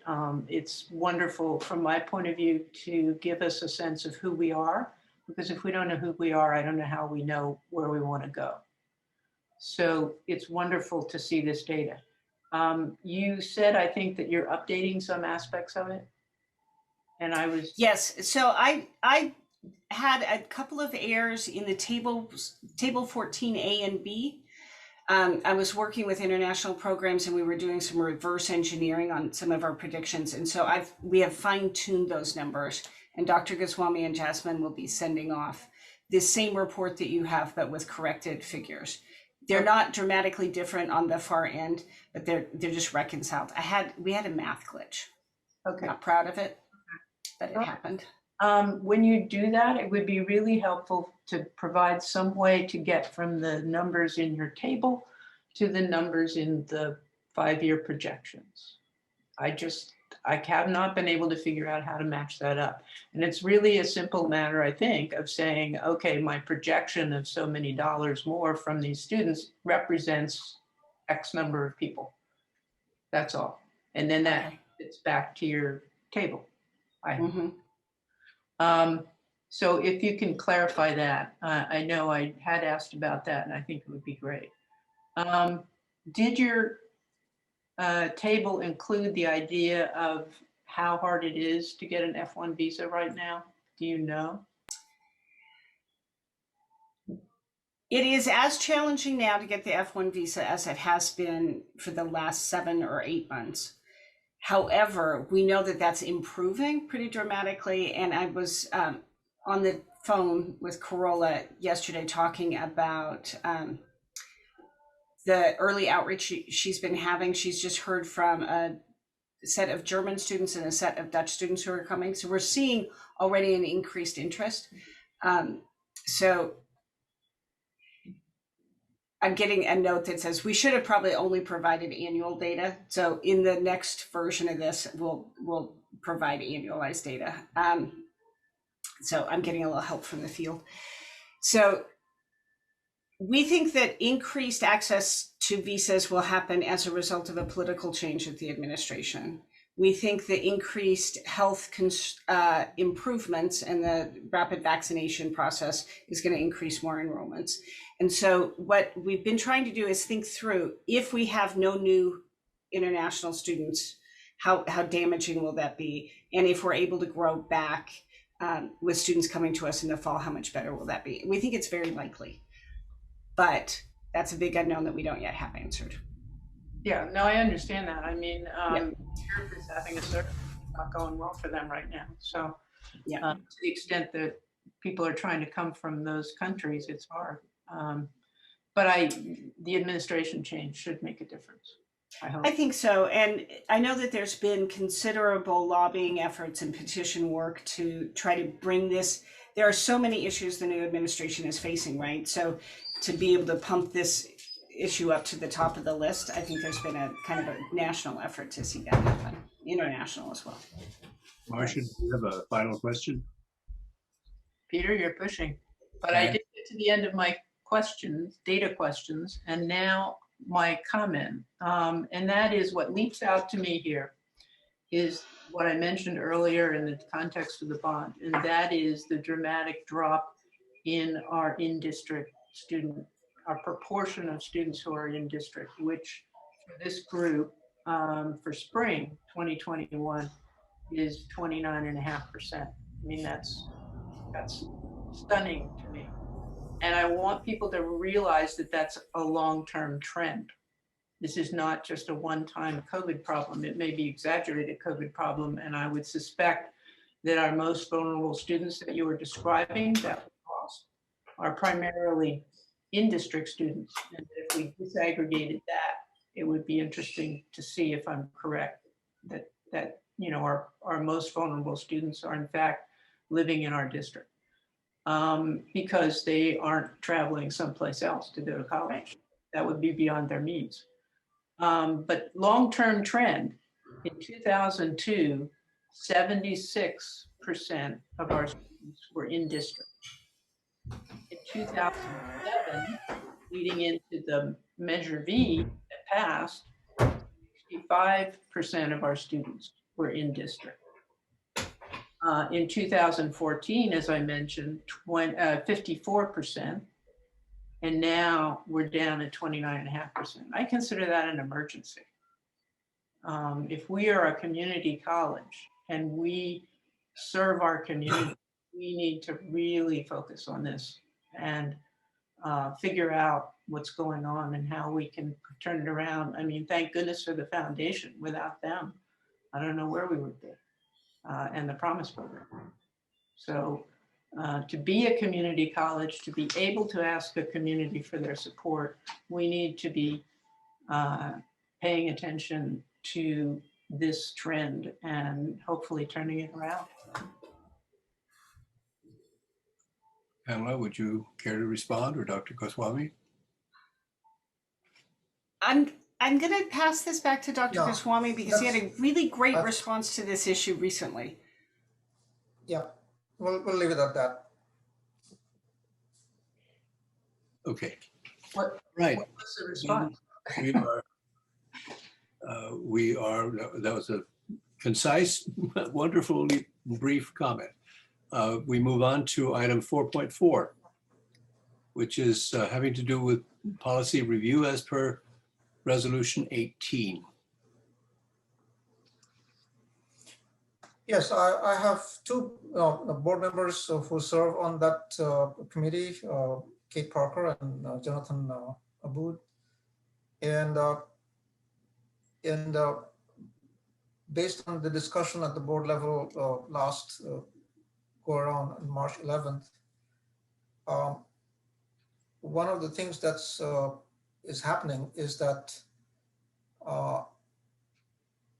we can certainly look at board policy development as a first draft comes to the board.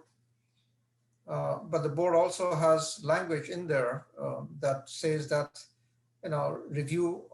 routine review of policies and procedures do happen at BPAP. And there was a board resolution that says that this committee is supposed to review the policies. So that's how we were parceling it through BPAP.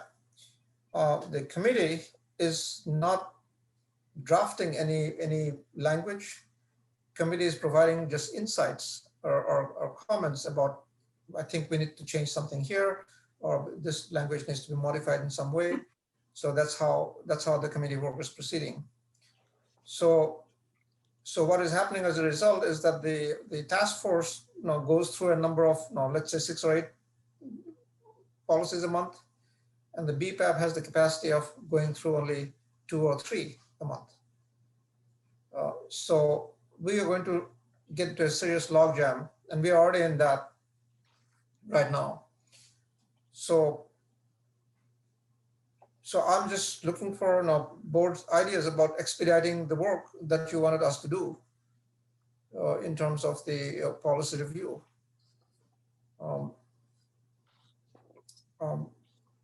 Because short of not going to BPAP, I think we just don't have a process of drafting board policies. Comments?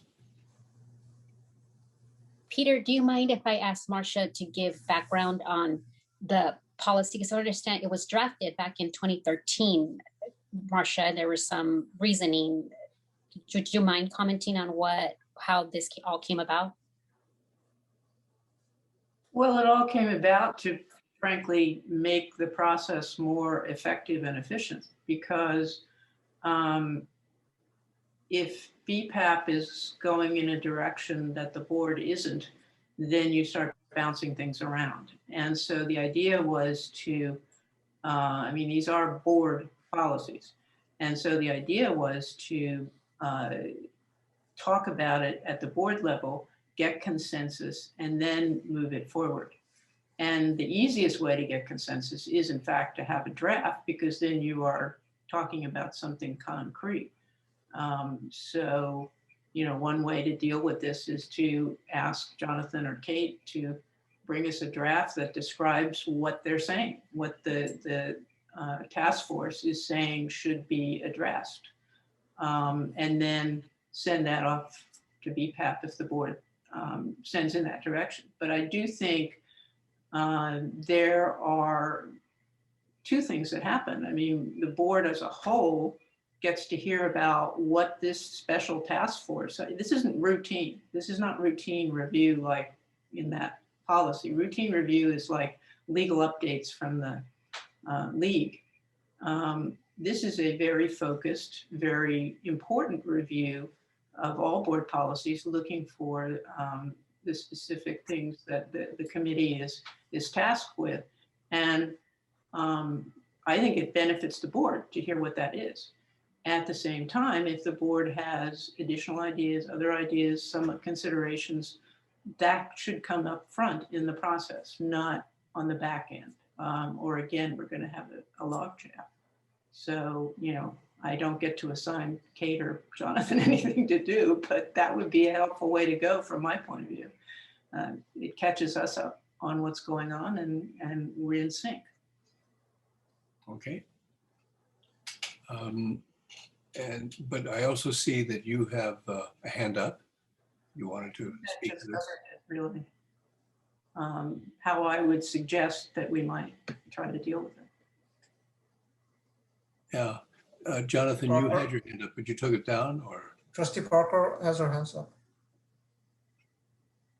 Okay. Well, I'm happy for Trustee Abu to go if he wants to, but I'll just chime in. I mean, essentially, we are looking for a drafting body right now. And so as we talked in our committee at the past meeting, essentially the idea was, okay, can we use BPAP as the drafting body, taking the suggestions that are coming out of this committee, and then bring it to the board, then back to BPAP after the board has had a weigh in, and then back to the board for a final vote. So essentially it would add an extra step, but follow the intention of our board policy.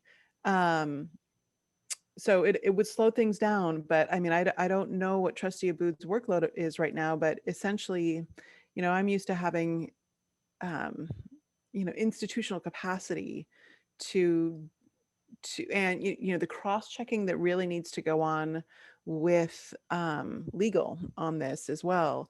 That's something that I'm not sure that I have the capacity to do. So FYI. But the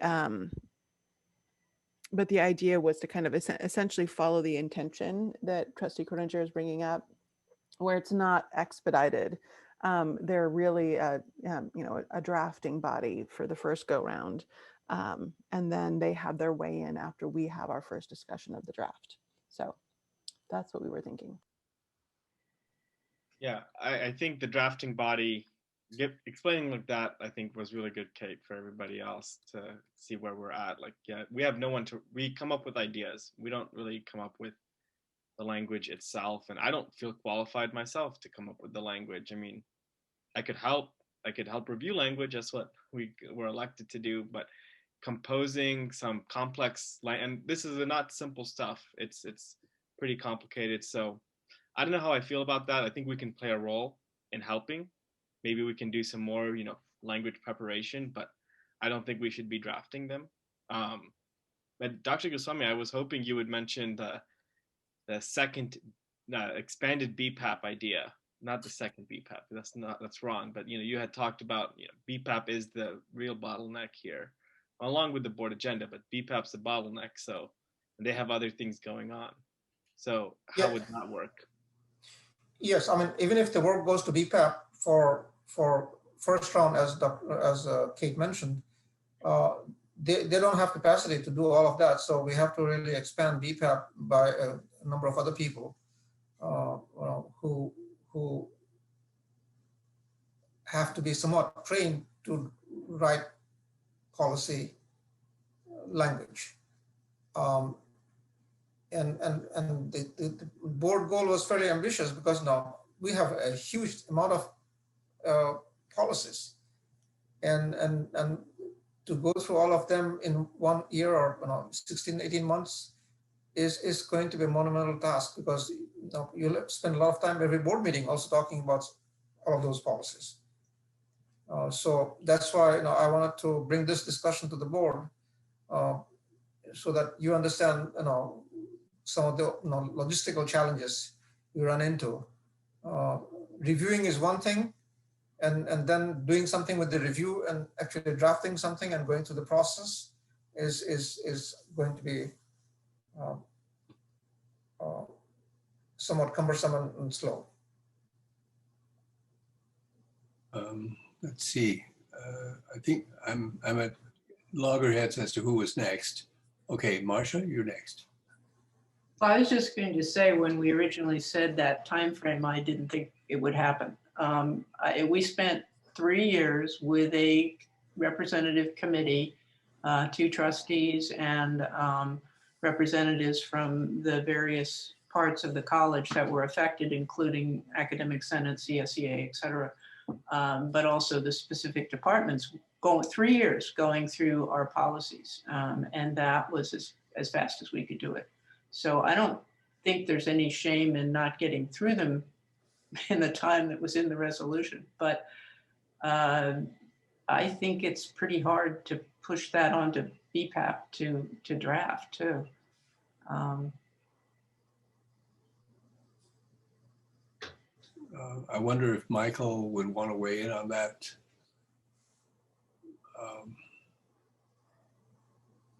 No, actually, yes.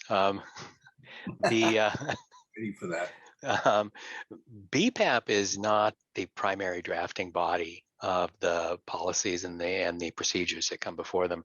They actually go to chapter leads who work them over and then bring language to the committee. Having said that, even wordsmithing the edits and the concerns of the BPAP are time consuming. The board's consensual relationship policy took up a lot of our time and is not ready yet. And so it is, the more formed something can be before it comes before BPAP, the better. Otherwise a large committee with multiple constituents who all need to be consulted with, you've got a lot of iterative back and forth as we draft language and they take it out and it comes back and forth. So the committee as a whole is not the ideal drafting body. Okay, thank you. Jonathan, did you want to weigh in? I was just going to say, I think having heard that BPAP doesn't really draft policies, and even if we expanded them, that's not their function. And maybe our task force just needs to, I'm not saying we need to draft the entire thing, but we need to have some more than bullet points or thoughts going to BPAP. Like we could at least have more specific change. I mean, some of ours have been pretty specific, and we've actually passed some policies already from the task force. So I think, we're still doing a good job, and we can prioritize better what is, really impactful. But yeah, maybe we can send you some better language, or just, more fleshed out language. But again, that's also writing by committee for us. So we'll need to figure out how we would do that and see if that's something our group is able to do. I wasn't at the discussion last week. I was at work until like the last 10 minutes. So I didn't really get to make it if that was already discussed. So ignore me if I'm saying something wrong. And Robert? Thank you, Peter. I have a question that is not related to board policy writing, but does relate to resolution 18. And that is, in our last action item in resolution 18, we said we would have a colloquium in the fall 2020 semester on dismantling racial inequities and barriers to student success in education. And then I think at sometime in November and December, when we realized we weren't going to get that done, I think we voted to move it on to set a new deadline of spring semester. And I'm just wondering if anything has taken place in that regard. Spring semester is not, the end of spring semester is not that far away now, and leaving us limited time to plan such an event. I'm just wondering if there's any movement with regard to that colloquium. So there was a plan to do it in late January, early February, but that's the time when our campus climate meetings got flushed out. So those meetings are happening, right before the board meetings, and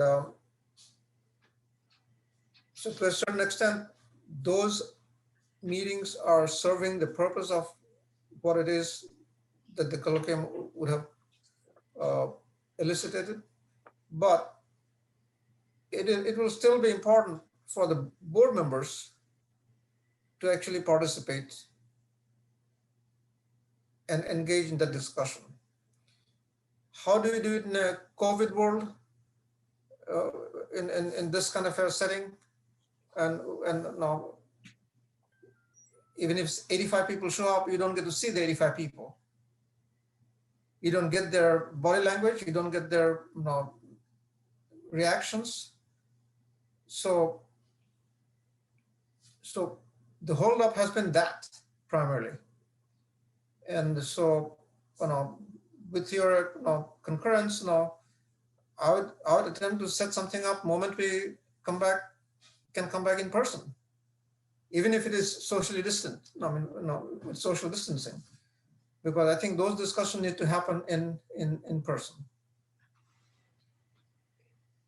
Okay, Robert, did you want to follow up? Well, I agree. I think that makes a lot of sense. And that probably means we won't do this until fall semester, but I think it may be better to wait until fall semester and do it in person than it is to do it in a virtual context. But I don't have strong views on it.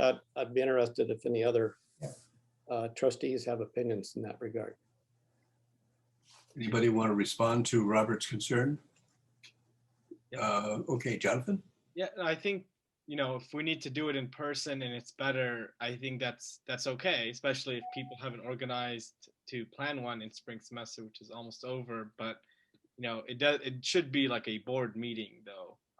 It should be a noticed thing, because I think that's what the intent of the language was. So the town halls are good and we can attend them, but it's not a board meeting. I have my work day on Thursdays, can never really make it Thursday afternoon. So, if it was a formal board meeting, has a different audience. It's important. Okay. my question, just listening to the conversation, which focuses on how do we go about in an expeditious fashion reviewing our board policies, our college policies, looking for language that would not work if we are committed to this notion of anti-racism. And it seems to me that if we, there might be a second way of doing it that might be more expeditious, and that is to look for those policies that have already been identified as containing something that is really objectionable. And perhaps that's 10%. I'm fishing for a number, but just focusing on those that are glaring examples of something we need to fix and fix fast.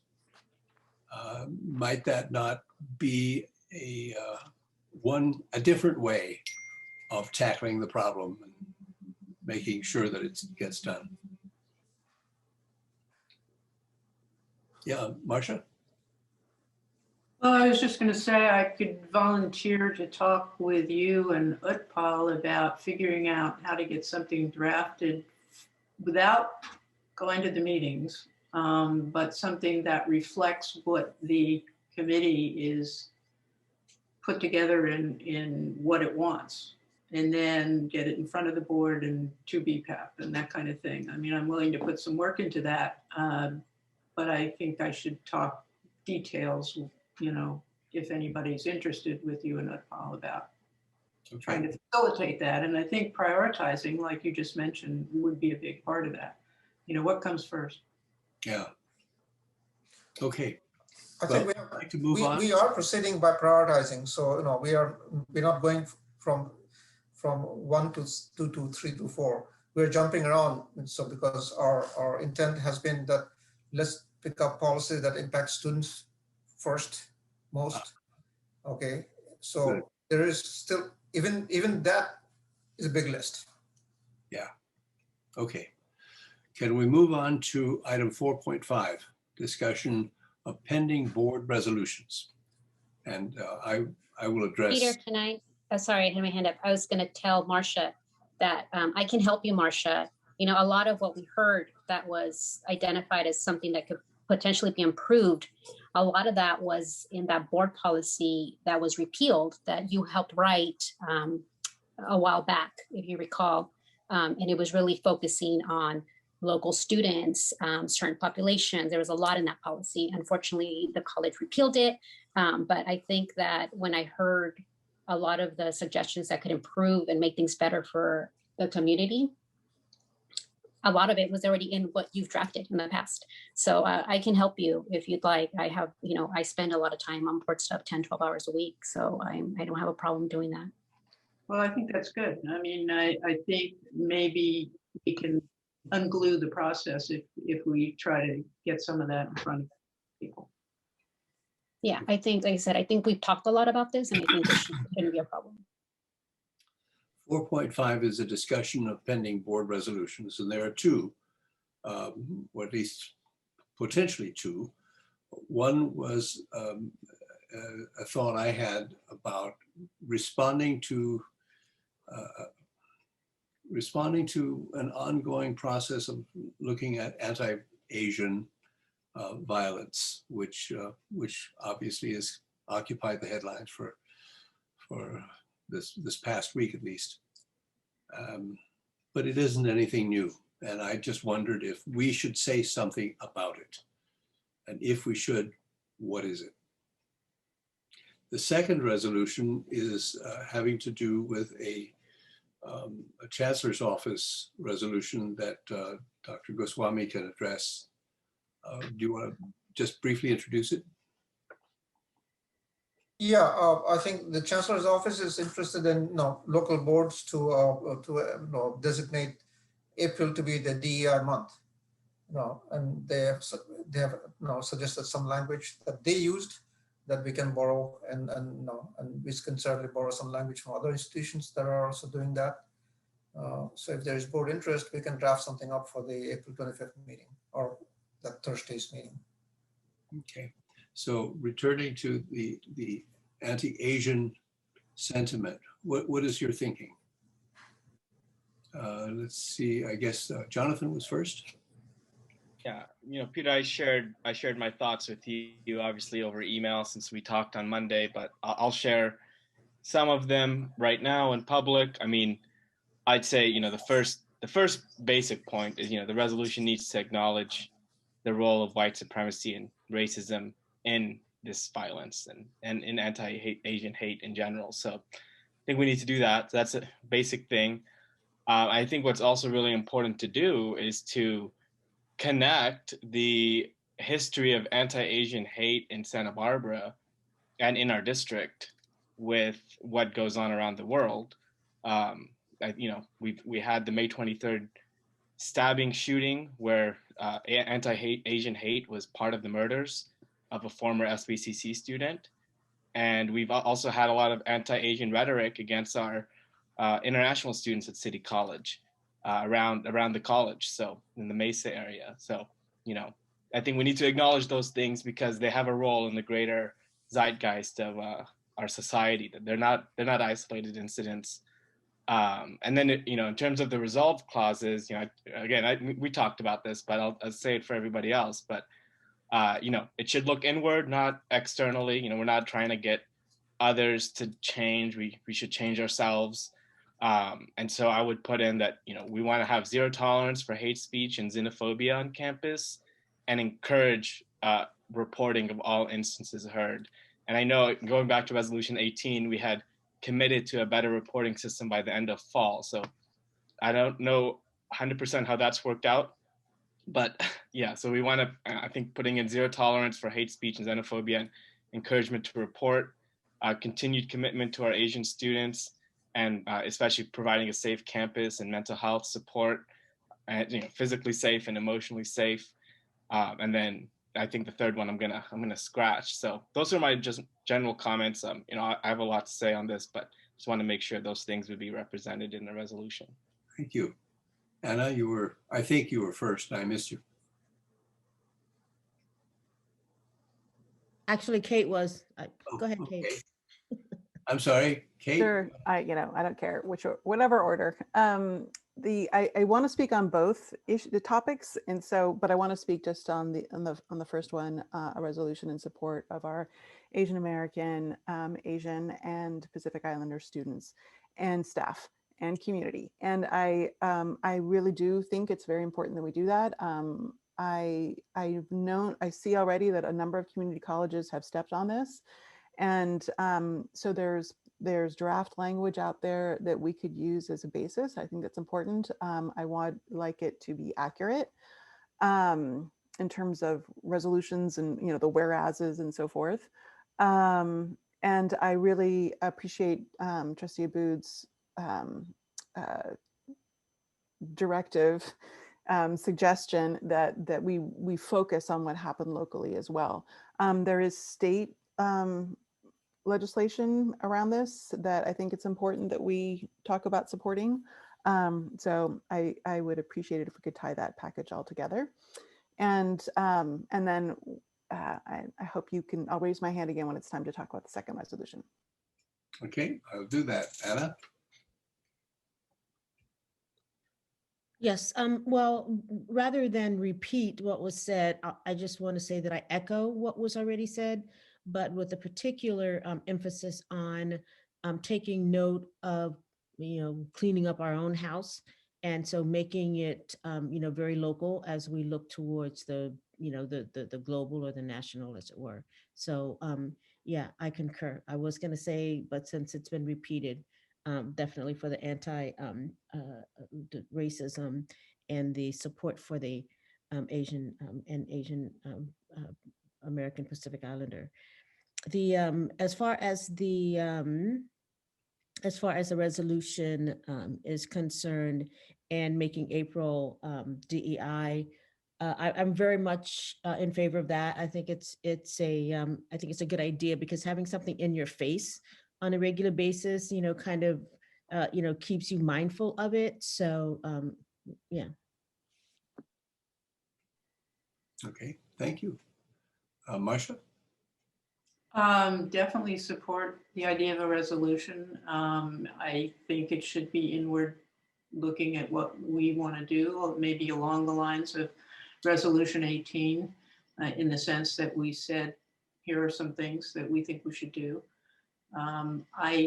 My recollection of the relationship of the person who was responsible for the murders in Isla Vista is that it was a tenuous, if practically non-existent, relationship with the college. So I would want to make sure that whatever was said was factually accurate on that, because I don't really think we were tied in any way to this person. I think he was a no-show. But you know, I could be remembering it incorrectly. Okay, Robert? I'd just like to simply say I like the idea of the DEI month resolution. And I very much agree that we need to have a resolution on anti-Asian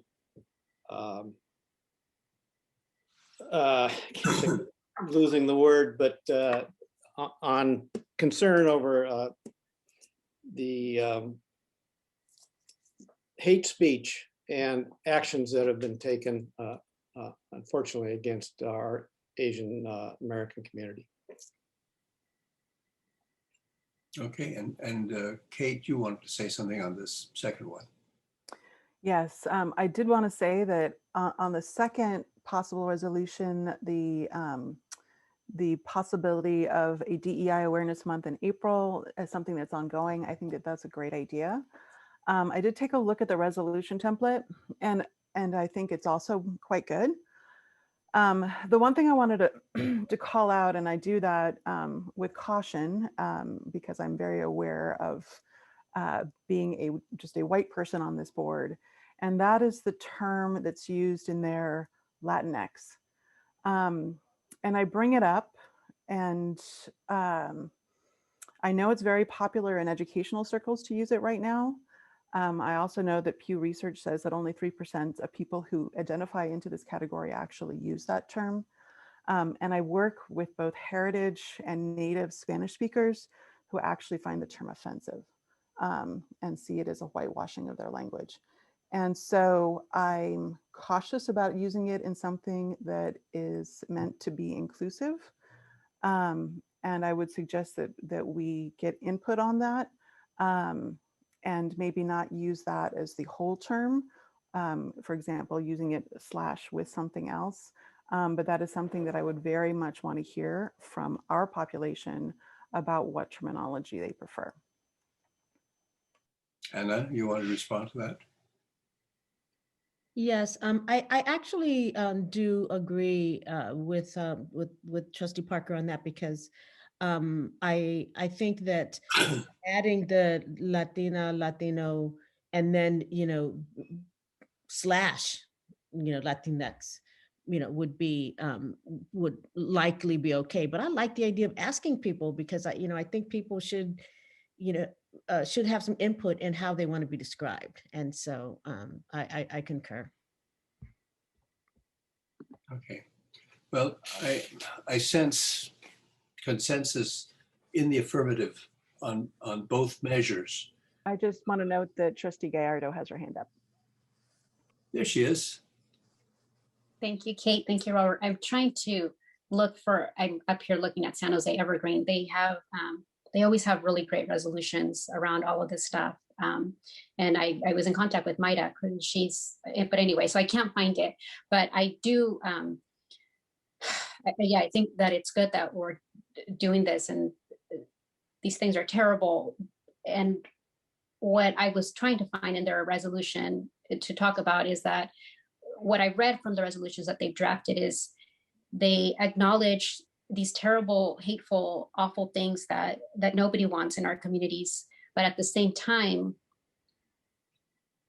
they don't point the finger at other people as to assume blame or root cause for something. And so I want us to be mindful that in Santa Barbara, for our local context, we want to communicate that this is not acceptable in our community anywhere, even if you're just someone that particularly into our campus because you love to walk your dog. Santa Barbara City College is your home because you love just going there because you live in the neighborhood, whatever. But that then we're not assuming that we know the root cause for some awful thing that happened, as to then exclude someone from our community. And so that's all I want to add in. And I can, I'm sure you guys will all be Googling other city colleges resolutions, but San Jose Evergreen has really great ones always. And so I'll be looking through that and sending it off to whoever's going to be, maybe Peter, whoever's going to be drafting these. Well, that's my next question, on who's going to be drafting. And what I'm hoping we can do is draft a document that we can all say yes to. I would like not to have a divided board on a sensitive issue like this. So it's got to say the right stuff. Jonathan? I was volunteering. Oh, volunteering. Veronica, would you like to volunteer as well? Because I sensed that your ideas might be a little different. I can help you, Jonathan, if you'd like, unless someone else wants to, since I'm helping Marcia with the other ones. Well, I'm more interested in diversity of opinion coming together in a resolution. Yeah, no, I'm happy if you want that, Jonathan. And would we have a third person? Lily. Lily, would you like to volunteer?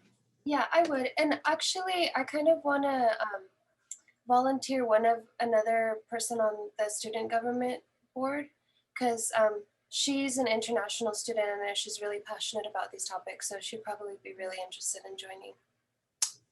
So you're getting an advanced degree in political science, I see. You're volunteering other people to go to work. Is that what you're doing? I'll be there too. Okay. Okay, if maybe Jonathan, you take the lead in organizing this, pulling people together. Sure. And Lily, thank you very much. I think having students weigh in on this is an important matter. And actually, I'm going to be attending the SSCCC, like the Community College Conference this weekend, along with her and some other students. So we're going to be attending a lot of sessions which cover a lot of this information. So I think it'll be helpful. Great. Wonderful. Okay. I see two hands still up. I wonder if they're up because they want to speak. Okay. Anna? Yeah, it's just a comment that I wanted to make to Lily. She's learned art of telling someone. The term is called voluntold. I didn't volunteer, I was voluntold. So you're voluntolding your friend. Love it. Okay. Jonathan, your hand is still up. No. Okay. So we can move on to items for future board consideration. Sometimes we skip over this part, but I think it's really important that we make some suggestions, and I have a willing pen and a blue sheet of paper. Okay, Anna? So I wanted to probably revisit the summit for the California colleges and the post-pandemic, the thing that I shared. I did learn that the Dr. Biden is convening her own college, and I'm not sure if it's a relegated to community colleges, but she's doing a summit at the White House. So I spoke with Jeff Green, and we're trying to think a little bit more about, and I'll be talking to Jonathan about it too, but how to sort of reconceive this in the light of that. So I'd like to agendize that for a future meeting. Veronica? Thank you, Peter. I'm wondering if the board would like to have a discussion on the new changes to the Brown Act with regard to social media, digital communication, and that way we can perhaps update our board policy so that we are in compliance with new law around that. And so, I mean, I thought of like, I could go through the whole BPAP thing, but I thought it's worth having a discussion to see if that's something we want to update in our board policies. I think it's important.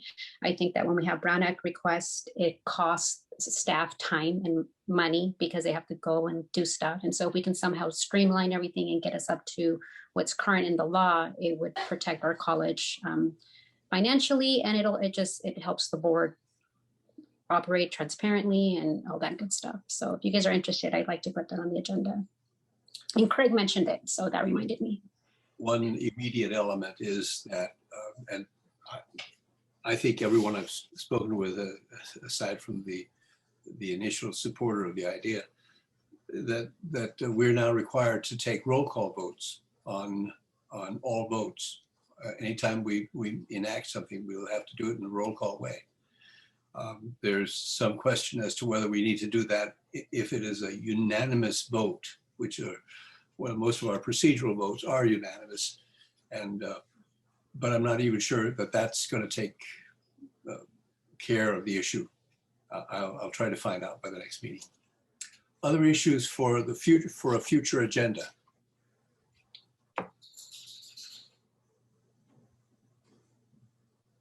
Well, one thing that I'd like to put on a future agenda is identifying a date for a retreat for this board. Hopefully in the latter part of the summer. And if there are reasons that we shouldn't consider that, like you're going to go away, then please let me know. But that's my goal, finding a date where I think it is reasonable to assume that 100% of the board can come to a retreat, an in-person retreat.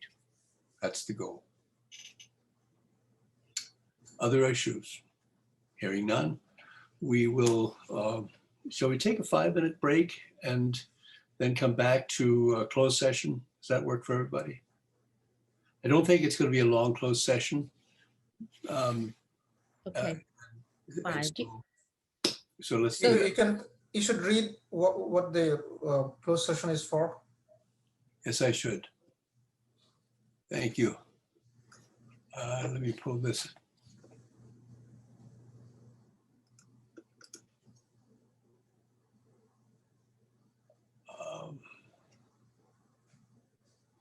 Trying to find it. I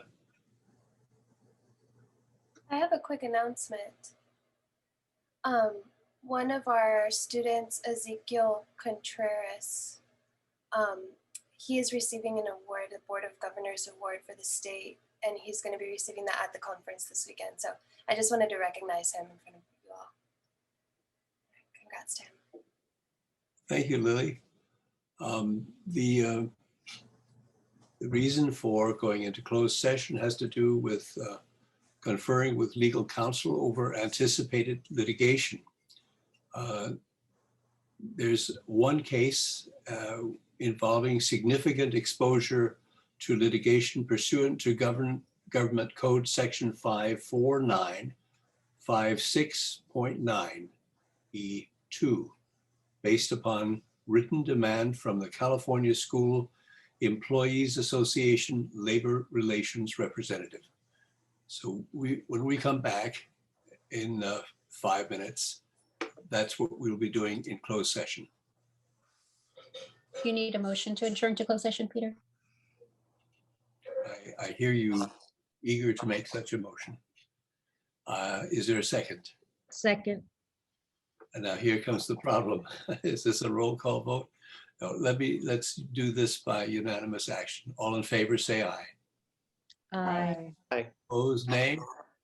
Are there abstentions? I declare this a unanimous vote in favor of moving to a closed session.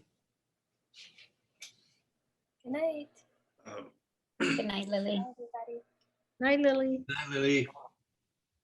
Board members, before you disappear, if you look in the chat, you'll find a link to the closed session. All you'll have to do is click the link to join. If you don't see it there, it's also in your emails. It's in the chat? Yeah. Right.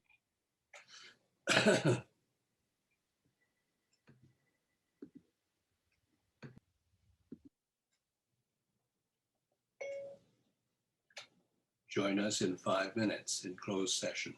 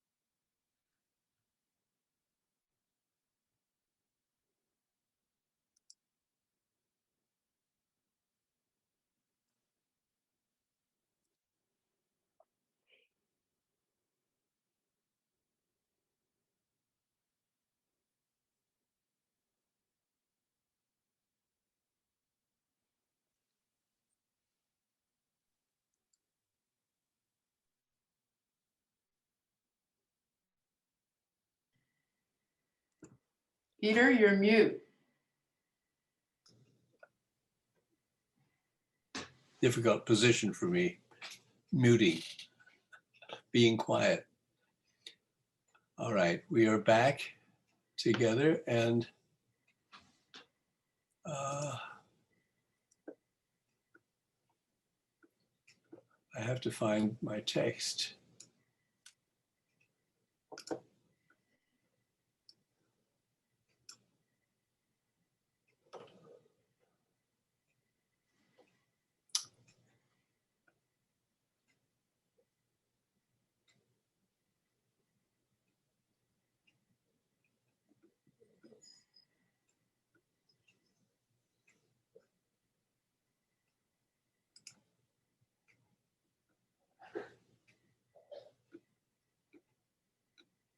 Okay. Sorry for the delay. The board has met in closed session. And in that session, after considering the March 22nd, 2021 letter from CSEA, and without admitting that any Brown Act violation occurred, the Brown approved placing an item on the agenda of a future meeting of the Board of Trustees for the purpose of discussing and voting on rescinding the board's action taken on item 1 of the closed session agenda of February 25th, 2021, dealing with a layoff of 3 classified employees. Is there a motion to adjourn the meeting?